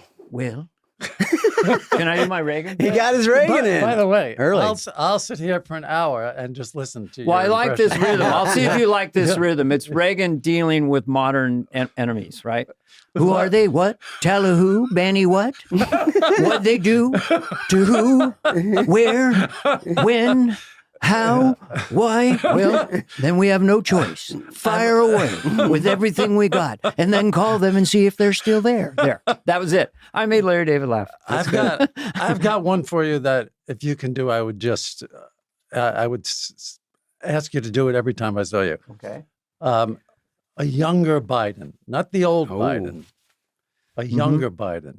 With that Baltimore. I don't have one of those. That Baltimore accent. I know. Well, that's very specific. You know that accent Yeah. I'm talking about? They did it in that series. What was it called with Kate Winslet? Oh, yeah. This East something. Mayor. Yeah. Yeah. Yeah, and they had that. No, I know, it's very they all have subtle. that accent. He's got some of that. Right. This never doesn't get a laugh in stand-up. And I'll do it over and over again to the audience. Yeah. No, I'm being serious. And I say to the audience, I will keep doing it until you don't laugh. No, I'm kidding around here. Yeah. I'm being serious. So See, you're so lucky that you can do that stuff because I don't have jokes. Well, I mean, if something you do isn't working, then you make them laugh again. You always have a laugh at your disposal. For sure. Most stand-ups don't have that laugh at their disposal all It's the terrifying to go up, and if you don't have a go-to something. time. Right. Dana's got great stuff. And also, you can put a 10% joke in an impression, and it's worth 100%. And just ride the rhythm. I put It's on so my funny. notes. Stay here. Don't be in a hurry. Stay here. If it says Ross Perot, you're going to do him for He does or Anthony every Fauci. president since Calvin Coolidge, he does, and the crowd's like, yeah, they freak out. But a young Biden, that's a challenge. Yeah. You do FDR? Now I'm doing JFK. Yeah. We don't do it because my bit on JFK now is that he needs an AI. Bobby needs an AI that his voice will then go to JFK's voice. Oh, Bobby's? Yeah, because we all sound like Bobby would if help. we smoked pot in high school. It'd be like, I can't believe what the pharmaceutical companies are doing. Introducing JFK AI. We understand that the pharmaceutical companies are doing. I'm just going to do this all afternoon. Oh, come on. I'm thoroughly entertained. I But would it's a pay good to sit audience. here I have and to listen. finish I would the pay line. to listen to this. Go ahead. See if you Yeah. can say, we don't do it because it's easy. We do it because it's hard. We're the right age group. Yeah. Crickets up here. Yes. So So you're settled in. you said yes, you're here. Do you need Yeah. anything? I'll open some water here. Yeah. Mm-hmm. We got you some of the high fancy water from your rider. Has any human How performer? about those people who they want like grape jelly or Yeah, something? yeah, you know? yeah. Have you ever seen your writer? I don't know if you do a lot of stand-up. Have you ever seen your writer? What No. are you demanding? Me neither. I feel like yours is a little below J-Lo, but above Chris Kattan. Let's see. I've had people in tears coming at me. I'm coming backstage for the gig. We only have 3 towels. Yeah. I don't. We couldn't find Triscuits. I didn't see my writer. I don't. Anyway. I don't like to eat anything at all before I'm going on somewhere. Not even a little bit of No, a bite of nothing. chocolate. No, nothing. You Yeah. still do stand-up? Do you go out and do like an hour? No, last year I did. I was interviewed Mhm. On stage. on stage. Oh, yeah, okay. Cha-ching. One of like these bullshit things? yeah, something like this. Yeah, Yeah. Those are the best though, because it's not really. yeah. It's not stand up. It's not that hard. right? Yeah. Oh yeah, I heard before the pandemic. Julie Louis-Dreyfus. Remember her? You know her. Yeah. She was doing interviews. Check out the call sheet. You'll remember. She was doing interviews for corporate events. I thought, oh man, that's so nice. 20 minutes with the CEO. Yeah. She What's rakes the it in. question that makes you the happiest, and what's the question that is annoying for you? I think I have an idea. I think now the most annoying question is, are you going to do another season? Ugh. Yeah. Oh, Yeah. well, now that we're here, Did you just say yes at the end, meaning you are? You're not, are you? I didn't know that your special was named Curb Your Enthusiasm. Is that true? Your stand-up Yeah. special? I And then you saw borrowed it. that. Yeah. You took that in. And was it 2000? Has it been around that long? Yeah. Mhm. God dang. 2000. And you've had people on Curb that went on to be bigger stars. You actually got them early. Yeah. Who? I'm asking you. Me? Well, that's exciting. But No, I do have a Curb story for you. Yeah. You might have heard it because you were part of it, but Dana, I did this young man's show. It was one of the great fun things of life is to be on a show that's a fucking hit show everyone loves. Right up, everyone's sensibility. Everyone in the future goes, oh, I want to do a show like Curb. That's the most common thing I hear. It's 10 times more complicated than they can probably think. It seems very easy, looks easy. I think the fun part when I did it was the idea was I don't know if you remember this, you did so many, but you wanted tickets to a Laker game. And you used to work at NBC, so you asked the president of NBC, and they have 2 sets. This is, I think, true anyway. So they say, yes, give Larry 2 tickets. So you go with Jeff, and you're in the rafters.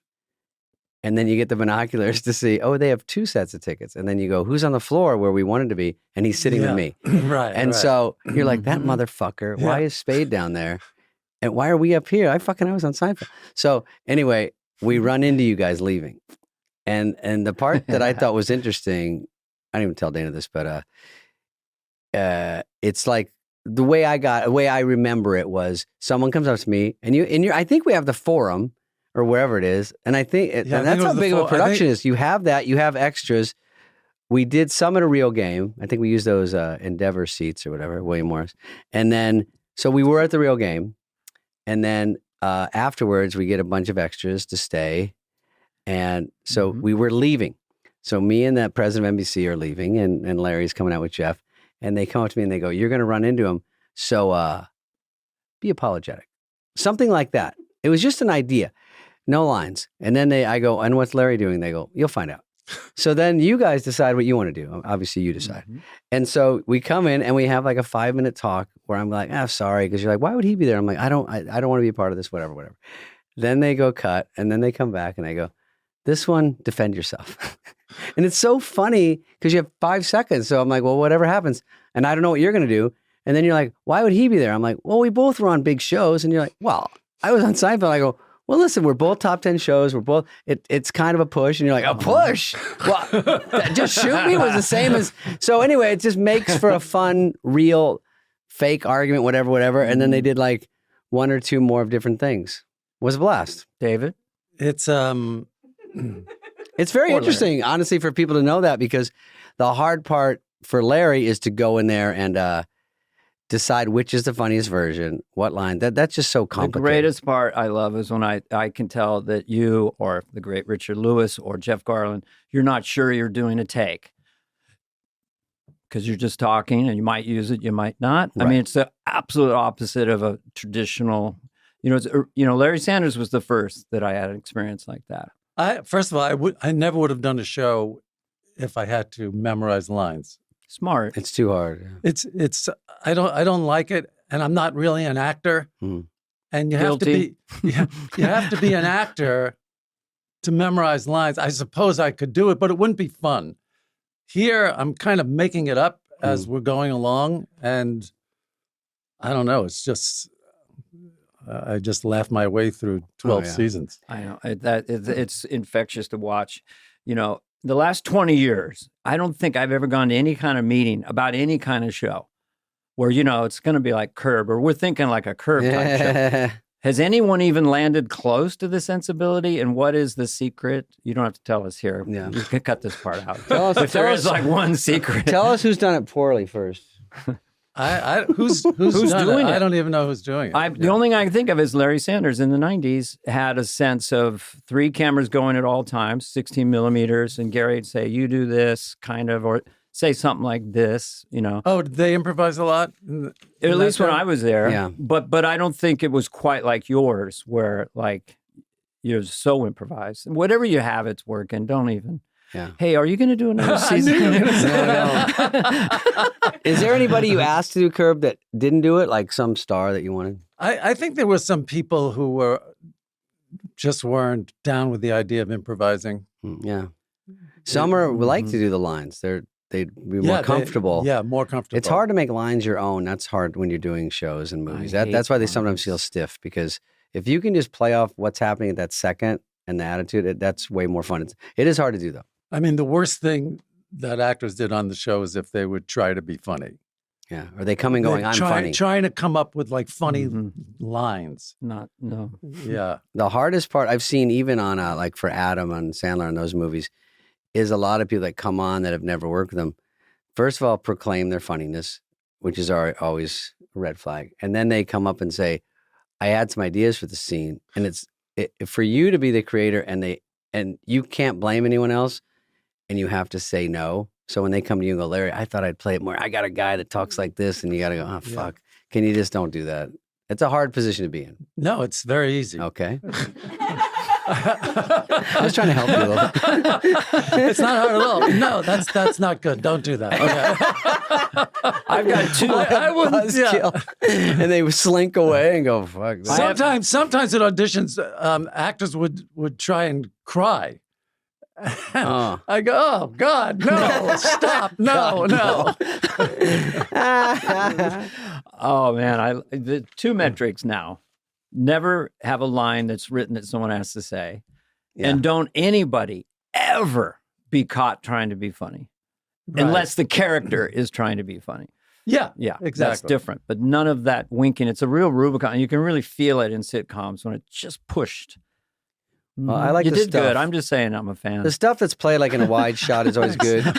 Sometimes you get on a movie and they go, Dana and I talk about this, you get too locked into 2-shot, 1-shot, pushing, and you're losing all the momentum and all the fun of it, and it looks too stiff, back, forth, back. Sometimes it's nice, those old Woody Allen or whatever, even Tarantino in a wide shot, just two people talking. Looks real. You've got to figure out where to look instead of going, look here, look there. We got it. We've seen it. The Woody Allen thing is a little scary because I did. Oh, you did a couple. What was the name of that movie? It's called A Couple, Dana. Yeah. Whatever. Woody Allen. Yeah. Anyway, I did one. Once upon. He doesn't remember. And, because he does these you got to get it all in one. Mm-hmm. And the whole take, I'm going, I got 4 more lines to go. I'm not comfortable at all because you can't make a mistake. There's no cutting. Yeah. After my first take, the first day of filming, after the first take, he comes up to me and he goes, not terrible. And now I use that every time somebody asks me, how you doing? I go, not terrible. Yeah. That's good. Medium place to be. Robert Mitchum told me that the guy who played Tarzan, because Robert Mitchum was a guest host, and he was the host at SNL. I go, hey, how you doing today? He goes, worse. I go, worse? Why do you say worse? Because I think it was Lex Barr, some guy who played Tarzan.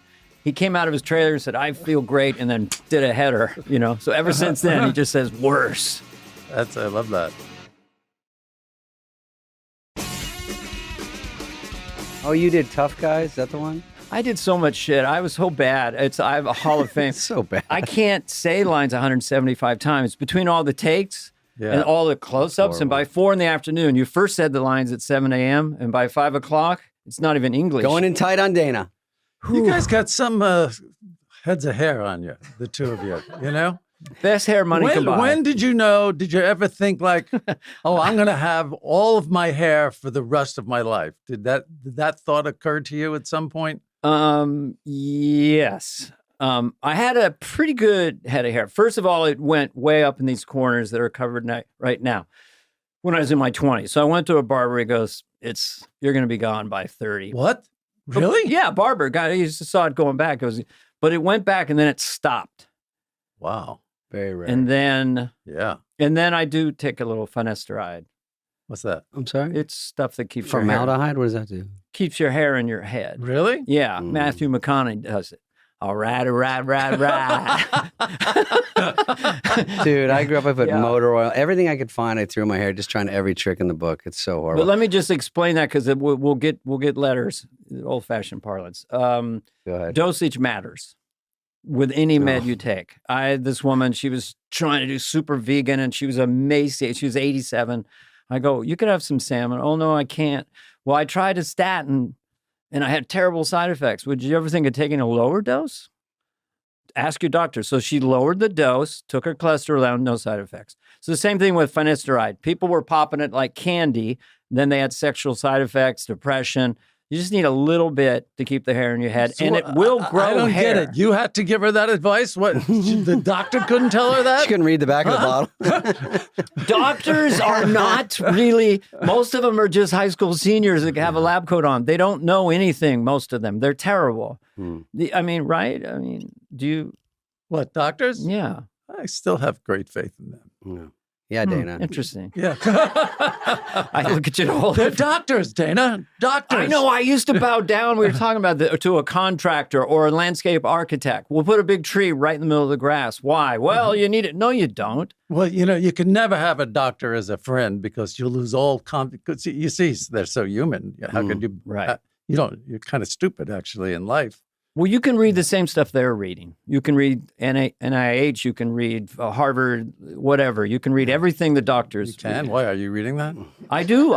You do? A lot. If I have an issue of something, I'll look it up. I asked Dana for Don't medical you ever advice. research stuff? I don't Larry, want to please. read anything medical. It'll just scare me.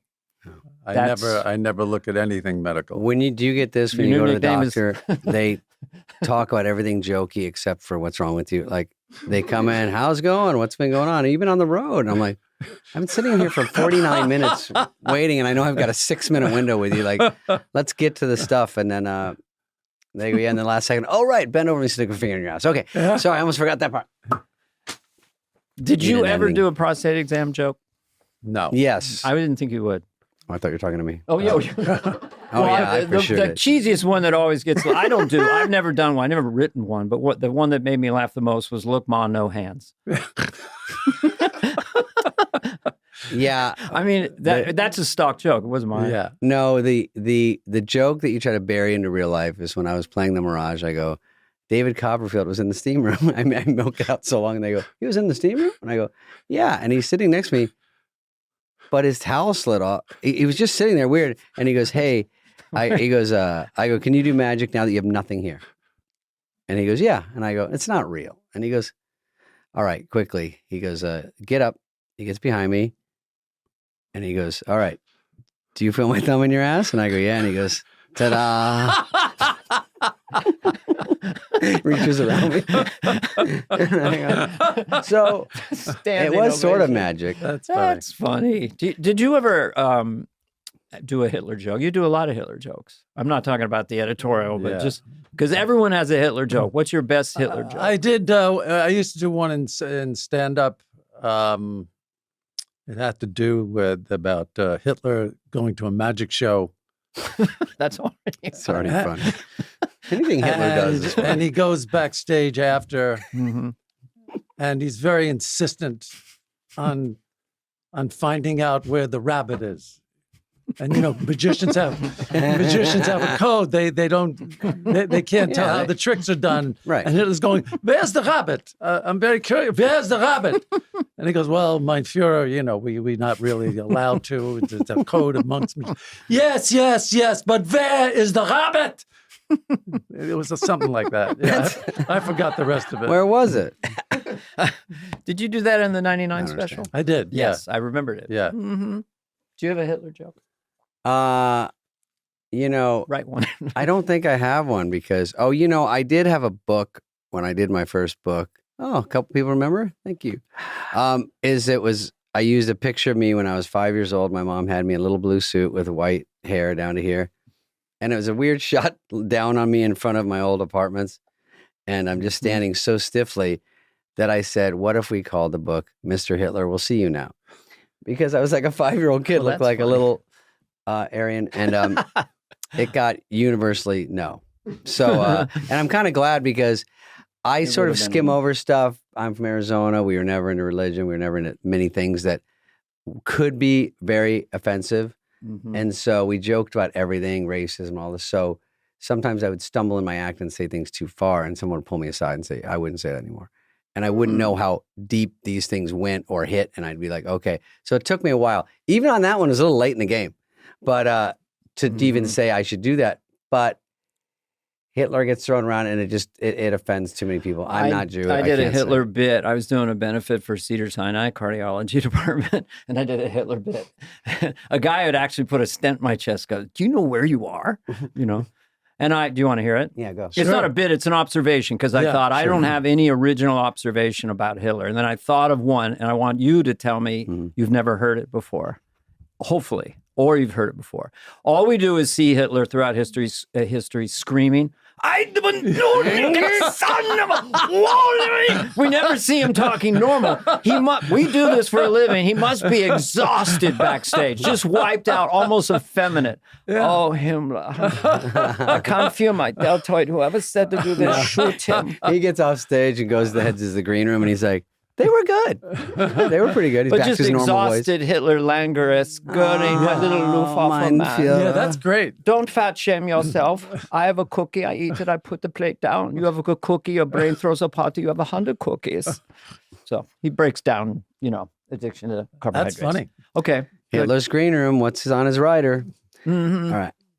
Mm-hmm. I look at my notes. There's literally no notes to ask you anything. It's 2 Go ahead, Dana. Whatever you got. Well, I know this will make you happy. Jalen Brunson, Yeah. New York Knicks. Yes. Right in the throes Stephen of A. it. Smith and LeBron. Who would win if they went? Because we think we know, but Stephen A. Smith isn't tiny. I mean, I would get snapped in half by LeBron. Hey, Stephen A. Smith would get snapped in half. Yeah. LeBron is a beast, man. It's unbelievable. Yeah. What is he doing? I don't know. He's 40 years old. It's just incredible It's crazy. what he's doing. Yeah. If I had that money, I think, and he's already like such a perfect specimen athlete, I don't know what I would do. I don't know what I would obviously pour it back into trying to stay alive till I'm 100. I look at Brad Pitt and I go, I don't know what's going on, but if no one's going to get to regular Brad Pitt. He looks even better now. I'm like, fuck that. That's like cheating because he could have been fine skating along. And if he did, I don't say he did because mostly just jealousy and anger. But if he did something, I'm flying to that guy and just saying, do whatever you got to do. Because someone told me on my comments, it looks like I slept on my face. And those sting, Larry. You're supposed to let him go. And well, you look kind of the same. Yeah, you look the same. For like shockingly. 45 years. Because when did your hair? But when did it go white? How old? It probably started in my probably in my late 30s. Wow. Okay, What? that was a joke. So, I mean, no, but Steve Martin, the same thing. Yeah. He looks kind of the same. Steve Martin was like 12. I'm working on this baby face with bangs. I'm going to be 70 in a month. Keep the hair messy. Really? You're going to be 70 in a month? Yes, thank you, Larry. Wow. For being He surprised. didn't even, I'm he very didn't even surprised. comment you Isn't at that all. a great compliment when people are surprised Yeah. when you tell them your age? Yes, Yeah. it is. But when you tell them eventually you say I'm going to be 70 a month, they go, oh. And you're like, really? I just know. Yeah. He looks. The worst is Can when I get a really? Andy Samberg said, you're going to be 70? I go, thank you, Andy. Yeah, it's a great compliment. Okay, I have something you may not have heard before. Tell me sure. if you have. Carol Leifer was on our show, Okay. and she talked about you and Jerry, the dynamic. And she said, you're John Lennon, and Jerry is Paul McCartney. Have you heard that before? You probably have heard it. I've heard it. It's quite ridiculous, but I've heard it. Yeah. But then it makes you unpack it a little bit in your brain. Like, well, wait a minute. How am I Strawberry Fields and he's Yeah, Penny what would Lane? you rather be out of those Both two? geniuses. Yeah. Not bad. Yeah. I think I have a feeling our dynamic was maybe not fraught with the friction that theirs was. So Okay. Well, didn't really I have asked that, Paul yeah. McCartney about it, and he said, "Well, the difference was, they were doing comedy, and we were doing strumming and singing. So it's a different thing, and the analogy doesn't quite fit, Larry David looks the same for the last 40 years. I go, I totally agree, Paul. Were you on CBS Radford a lot? Yeah. Oh, that's right. I think we were there at the same time, honestly. I think Just Shoot Me, Will and Grace. I We were think you there guys. up until 98. What was the call sheet? What was the order of the cast? Have no idea. Larry, Never looked at it. tell me. You mean the Seinfeld call sheet? Jerry, Honest to God, one. I never looked at it once. What do you think it was, Dana? I assume it'd have to be Jerry. And then we'll keep going. I mean, it's a good question. what's those four in a row? I never looked at it. Julie Louis Dreyfus, number Two? Number She was two. probably a bigger name, right? When it Well, started? Julie wasn't in the pilot. Jason was in the Oh, pilot. he might have inched So ahead maybe and he leaned at inched the ahead tape and got because to of number that, two. Yeah. I was not an early adopter. I was being wined and dined by NBC to do the Letterman slot, Warren Littlefield, and having lunch with You him. mean and, a talk show host? yeah, they You wanted. were gonna be a host on, on oh, television. Yeah, I know. It seems amazing. He'd be great. It wouldn't work at all. This is my first. No, he'd be attempt at it.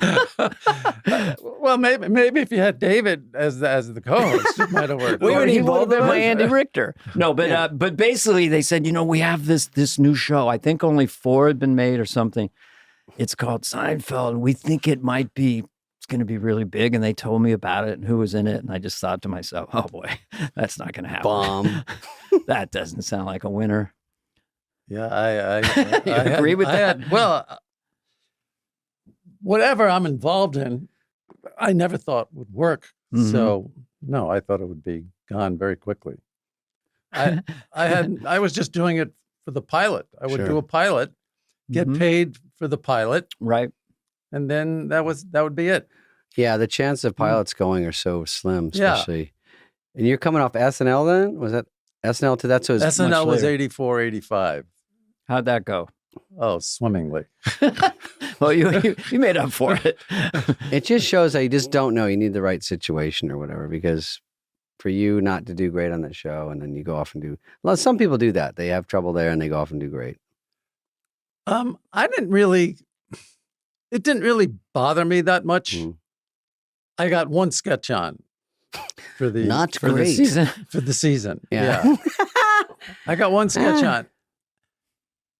It's like, and it reminded me a bit of a stand-up in a way when I'd be waiting to go on, and then I don't know, somebody famous would come in, and I'd get bumped and bumped again, and I was actually glad I got bumped because I didn't want to go on anyway. I was happy not to go on, and so I don't know. Writers make such a big deal about if their sketch was going to be on. I didn't really care that much. Yeah. It didn't really bother me. Well, when I was there writing, all I cared about was getting picked up again for the next year because there's just no money. So I just don't want to look like an asshole. And they'd call Gervitz and Brad Gray and go, Lauren would go, I don't know, we may bring him back. So I'd have to get rid of my apartment. And every year I did that. And then there wasn't DoorDash, ladies. It was drag your your mattress down the stairs, and then you gotta re-put your my apartment was literally a bed, a desk, anything I could just literally carry. And then 2 months later, we'll bring him back. And then I'm like, so I got to go move back, find an apartment. It's so dumb, but they like to keep you on the edge of your seat there. So you didn't have Lauren. Lauren was not. Oh, you didn't have Lauren? No, I didn't have Lauren. Oh, I was just doing an impression. It was a 10 out of 10. Unfortunately, you didn't know. No, he's hosted twice. I knew you were doing Lauren. Yeah. It was a very subtle, No, Dick Ebersol. It was too real. It's kind of a sporting event, someone said about SNL. It's rock and roll. It's loud. I mean, there are subtle. Jack Handy used to do his deep thoughts, and there are subtle sketches. It's funny. But I think I heard that you and Jerry just said for sure at this point, we're just going to do the show for ourselves. We're not going to try to project what the network or even the audience will like. That's what I felt that Seinfeld. That's what we did. Yeah. So but you were. I remember we went out to dinner very early on, and I said I just can't. How are they letting us do this? I was shocked. Were the audiences biting on it though? It was in front of an audience, right? Yeah, they were biting. So you thought, well, something's working here. Seemed like it. Because when we were doing ours, I like to keep comparing like they're the exact same. When we were doing ours or any sitcom, they would do it and then it would get a medium laugh and then we liked it all week.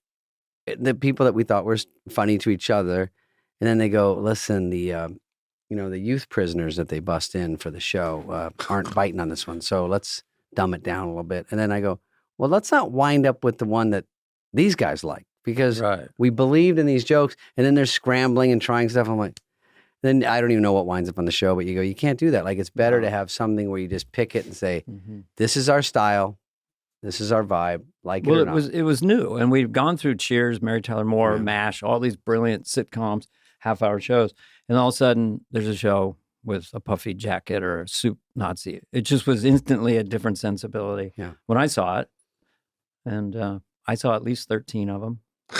I don't know how many I've seen, but we didn't even know how to write a sitcom. We'd never done it before. You didn't have bad habits. That's good. You didn't know how to do a bad one. And there was no writer's room. Oh, really? Yeah, we didn't have a writer's room. Who wrote? Well, we knew some SNL people that wrote on there, but was it? I heard the idea was people would walk into a cold, like freezer room, and then it was you sitting there in a chair in the dark, and they would pitch. And then I was always very nice. If you didn't like it, you would hear shame, and they'd walk out. But they said it was. They make it more than it is. They probably because they go, we'd have to wait, and then we go in and pitch, and then Larry would just shake his head. And you have a big laugh, and so they loved it if they could make. If you could laugh, if they could make Larry laugh in the pitch. I was always very nice to everyone who came in. I could imagine. You're a good crowd right now. You're very open. When I see you out in the world, I don't see that much, but you always seem very loose and friendly, and there's no people. I think people think of this curmudgeon thing that's like a little because it's from the show. Character. That's me. This is the act. Yeah. Do more people talk to you? What do they talk to you about in order? They know you. Is it Seinfeld or is it Curb or is it something else? Now? Yeah. Well, now it's Curb. It's just Curb all the time. It's Curb, Seinfeld. Curb, Seinfeld.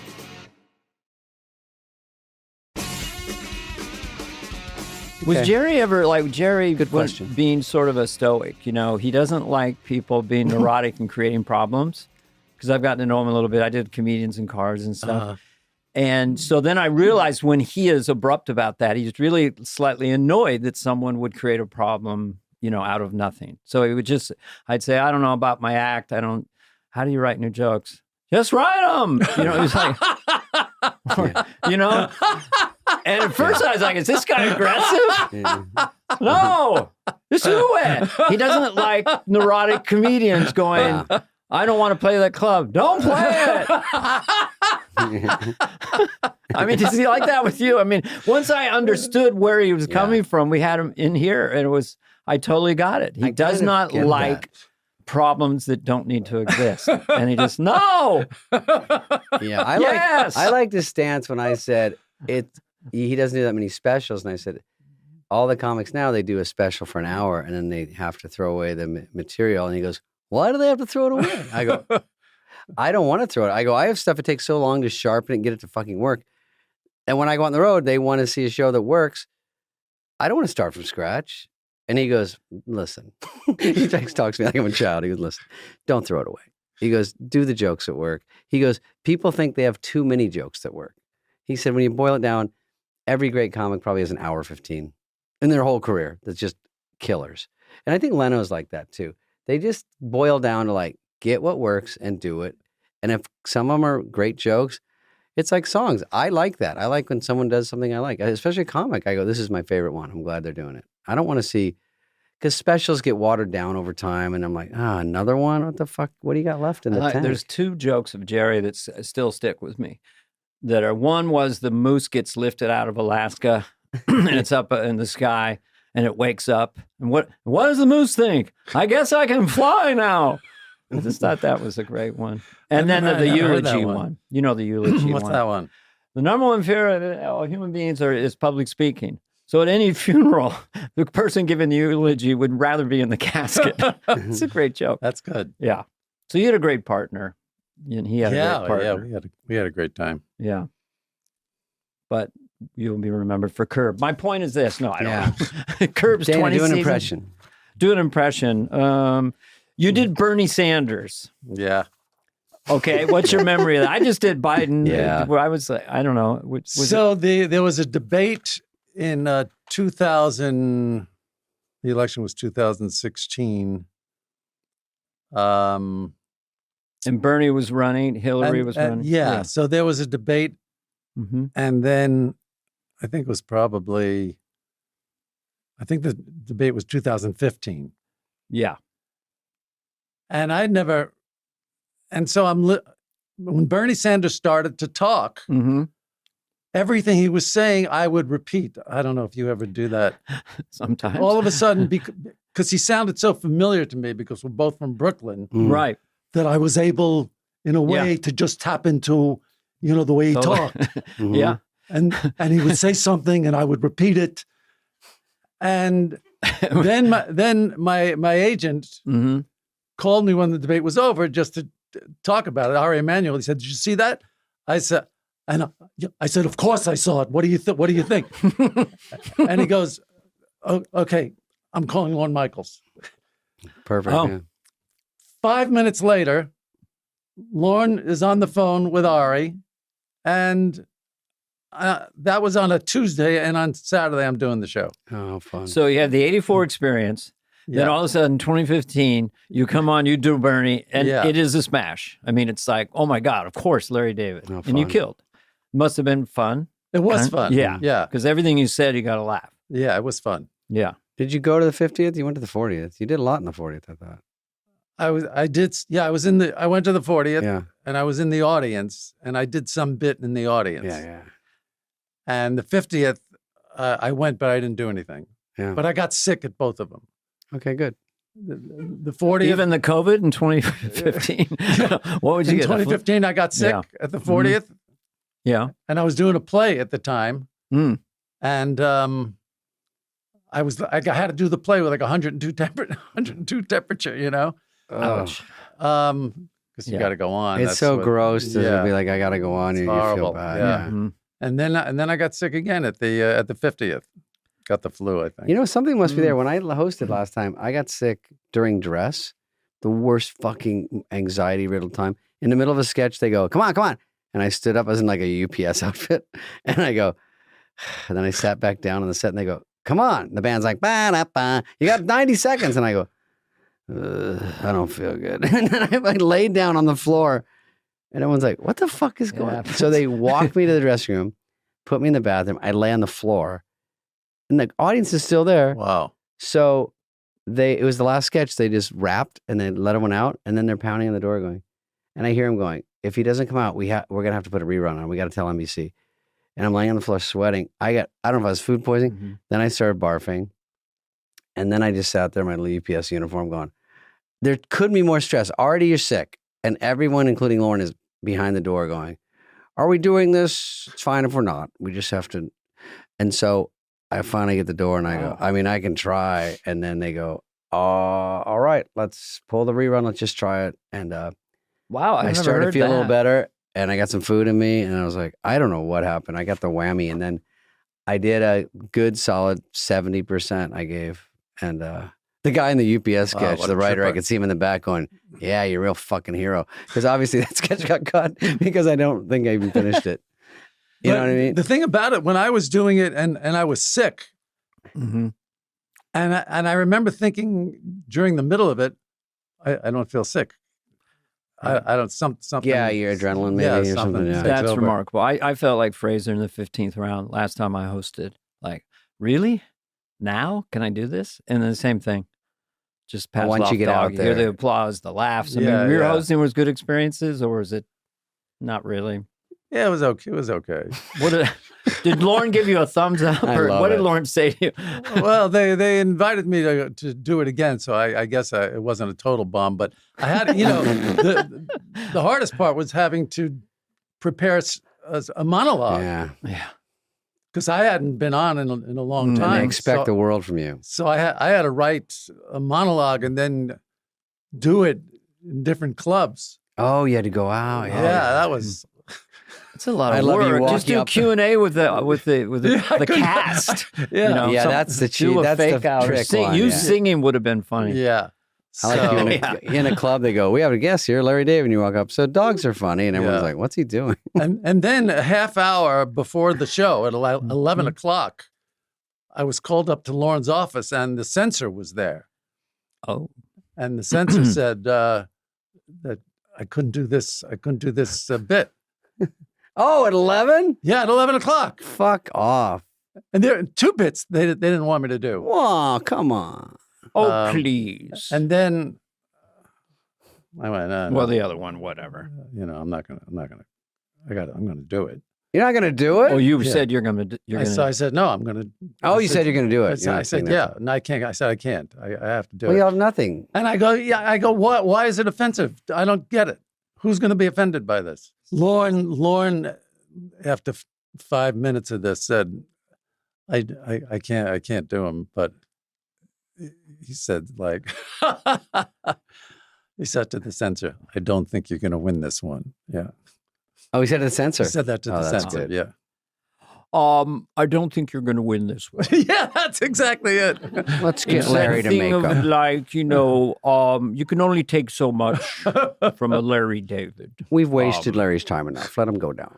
Check his celebrity net worth, and you'll see that he truly is. When I hosted, great story about me. We can cut this out. We already did? No, when I hosted, it was, Sandler was in my trick monologue.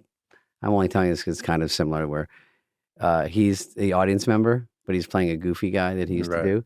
So he was there that weekend. He goes, "I'll come and we'll do that. That'll be your monologue, so I can worry about the 13 sketches that are about to bomb." And so that morning, Saturday, they say, Adam goes, "I got a Waterboy open that weekend big," and he had to fly back to LA. And he goes, I can't do it, pal." I was like, "Oh shit." So I couldn't cover it because it was his character. And I'm like, "Well, what's my monologue?" And then we're like, "Okay, rehearsal." And I'm like, going, "Guys, I got to get a monologue at one of the breaks." And they go, and everyone does just do stand up. But I hadn't done it for a while, and definitely hadn't done a club or anything. So there's no practice, which you need a little. Even when we were at the 50th, I just did a set with Chris Rock and Nate Bargatze just for fun because we were out having dinner. And they go, "Oh, Mulaney and Steve Martin and Martin Short were just here doing stand-up." They all came in, everyone did a set, just like everyone bumped. Super fun night. But I don't get to do that. So I just go, "Oh, I have this one in my act about a polar bear and about this other one." And then they go, "Just do that." So the only time I rehearsed it was at dress or right before dress, to try it. But I couldn't really remember it all. And then I had to sit in my dressing room and go, "How does that one go?" So scary. It went all right, but I know the monologue. It's all. How come you didn't get them on cards? I got it. Oh, because I had to tell cards what to put. And I just said, just forget it. Just put monkey, joke, polar bear. Oh, okay. And go to a commercial when I start fucking crying. I don't like stand-up either. I mean, honestly, if any time a show was canceled, I was happy. You're happy, right? But if I go up and I'm killing, I go, "Well, this is kind of fun." But I never want to go. And I don't like... I'm exactly the same way. I never want to be in a de facto comedy competition. Go to the Comedy Store. There's 10 comics. I'm going to try new stuff. They're doing their A stuff. Lean into it. And I just don't like the people... You were one of the best tonight. I mean, what do I need that for? I'm just like you. Do you do corporates? Do they call you to come in? Oh, they're fun. Somebody's got enough money. No, I don't get asked. Oh yeah, it would be really. Fun. I'm going to talk to my people. Have you ever been in a headlock by another adult male as an adult? Because the CEO was drunk and had me at a corporate event. The church lady fucking guy. It's funny you should ask me that because at the 50th, I was introduced to Paul McCartney, and I said to him, "Has anyone ever?" No, I said to him, "Has anyone ever punched you in the mouth?" Instead of "Hello, we love all your albums." I said, "Let me ask you a question. Have you ever been hit in the face with a fist? Has anybody ever punched you?" That's fucking great. And he must have loved it. Oh wait, we were at dinner. What did he say? Yeah, the dinner. Yeah. You were sitting right next to Paul. Yeah, you were hilarious. He was a good laugher too. Yeah. He was into it. I think he likes having these. He's a charmer. I mean, but what did he say after you said it? He just started laughing? No, he did. There was an incident. There was an incident. There was an incident in his youth when he was like 13 or 14, and somebody headbutted him. He told me. He's so charming. There's something on YouTube. You can look it up. But McCartney's going into a nightclub with people. This is like with 5 years in LA.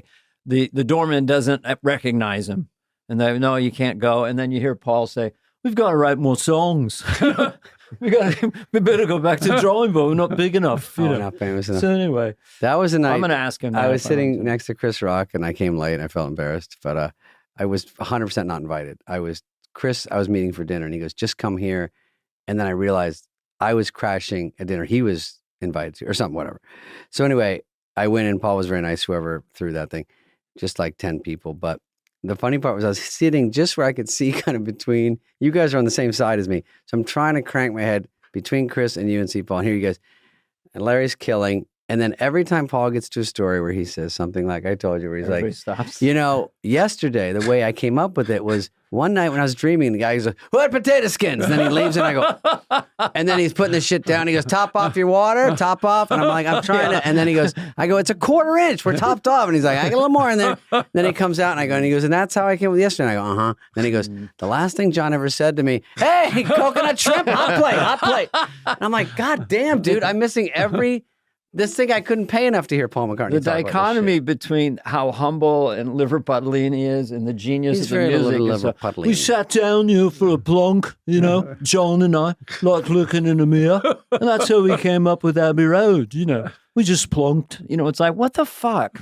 What about Lennon? What would he say? What would he say? Yeah. Well, let's see, John Lennon, John would be more nasal, Paul was always one of those.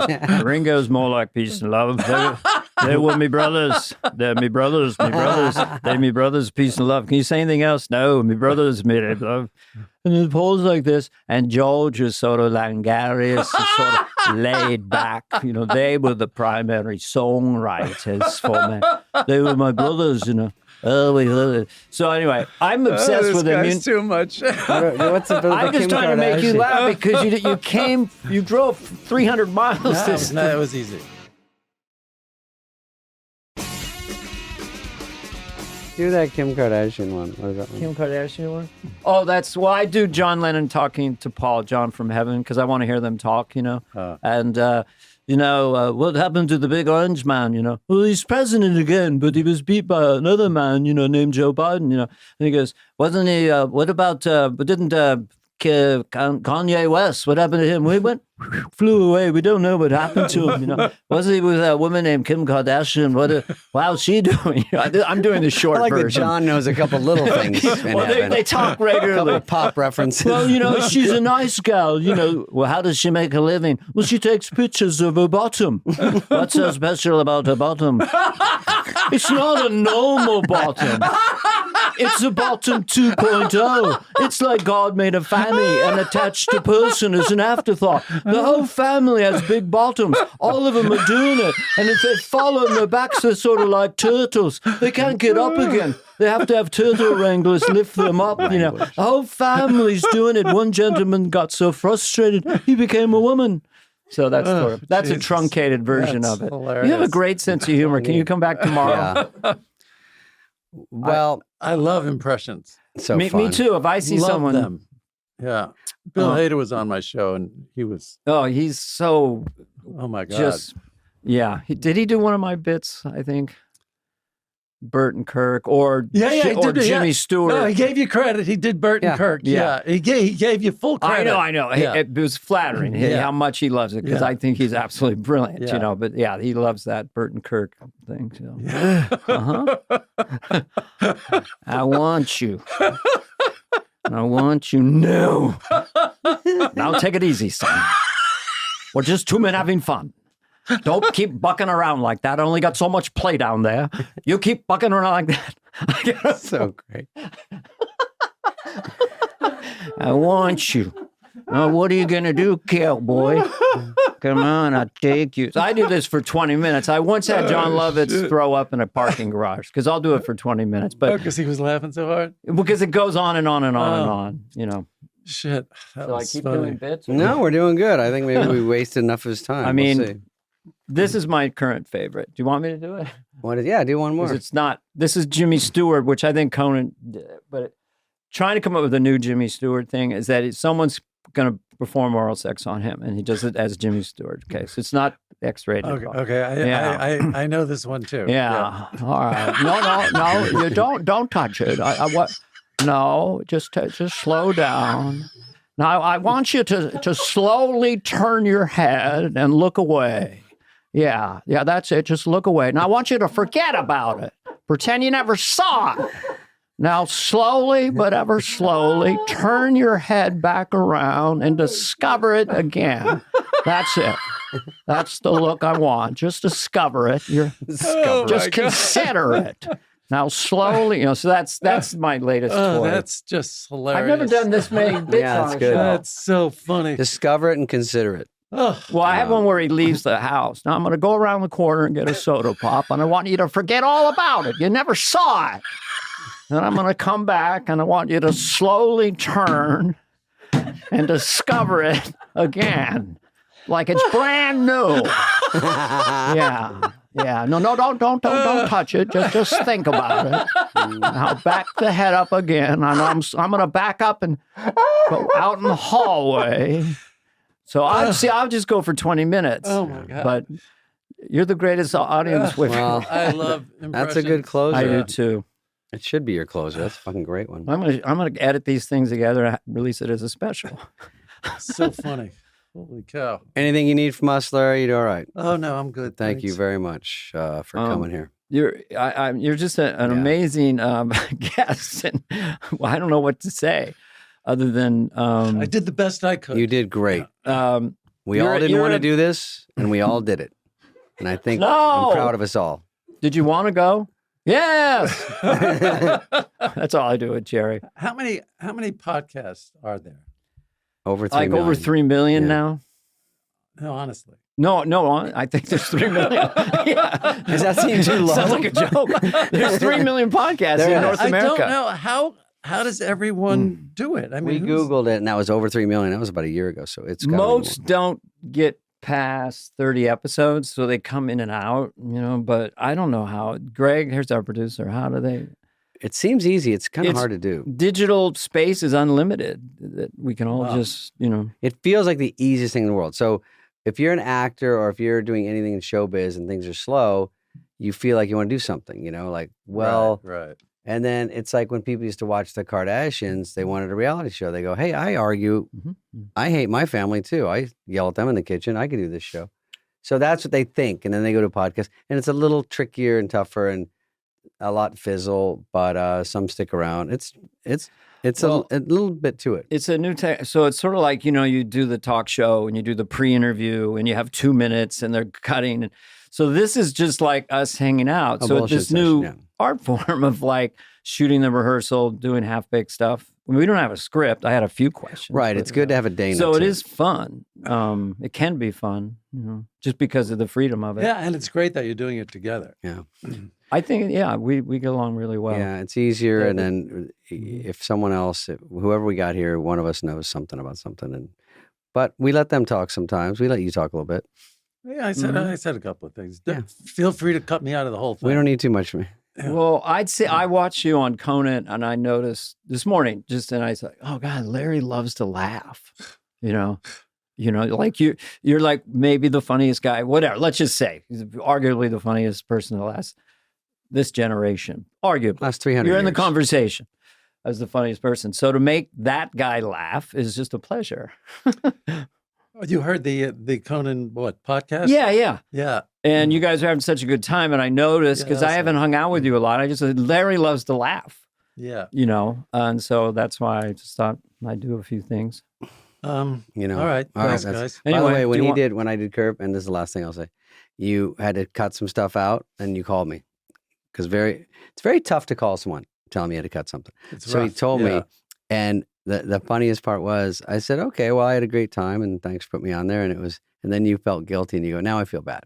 And I go, well, I understand it. And they go, are you being sarcastic? I go, no, I know that these shows go long and we ad lib forever. And if you got to take some stuff out and you go, all right, I'll try to put it back in. And I go, no, it's fine. And it turned into another episode because it was just funny to hear you feel bad that you had to call me. But it's hard to tell someone that. And a lot of people say, they never even told me. I'm like, it's hard to tell people. It is what it is. If it gets cut, it gets cut. But that was nice. The people who would design Seinfeld and Curb would have all that kind of emotions because it's coming from all this humanism. You're on both sides of it. That makes sense that you would suddenly feel bad because if you're a sensitive instrument. On Seinfeld, this guy I knew paid a lot of money to be an extra for charity. Mm-hmm.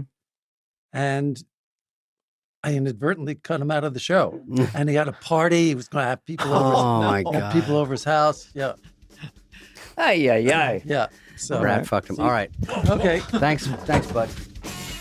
This has been a presentation of Odyssey. Please follow, subscribe, leave a like, a review, all this stuff. Smash that button, whatever it is, wherever you get your podcasts. Fly on the Wall is executive produced by Dana Carvey and David Spade, Jenna Weiss-Berman of Odyssey, and Heather Santoro. The show's lead producer is Greg Holtzman.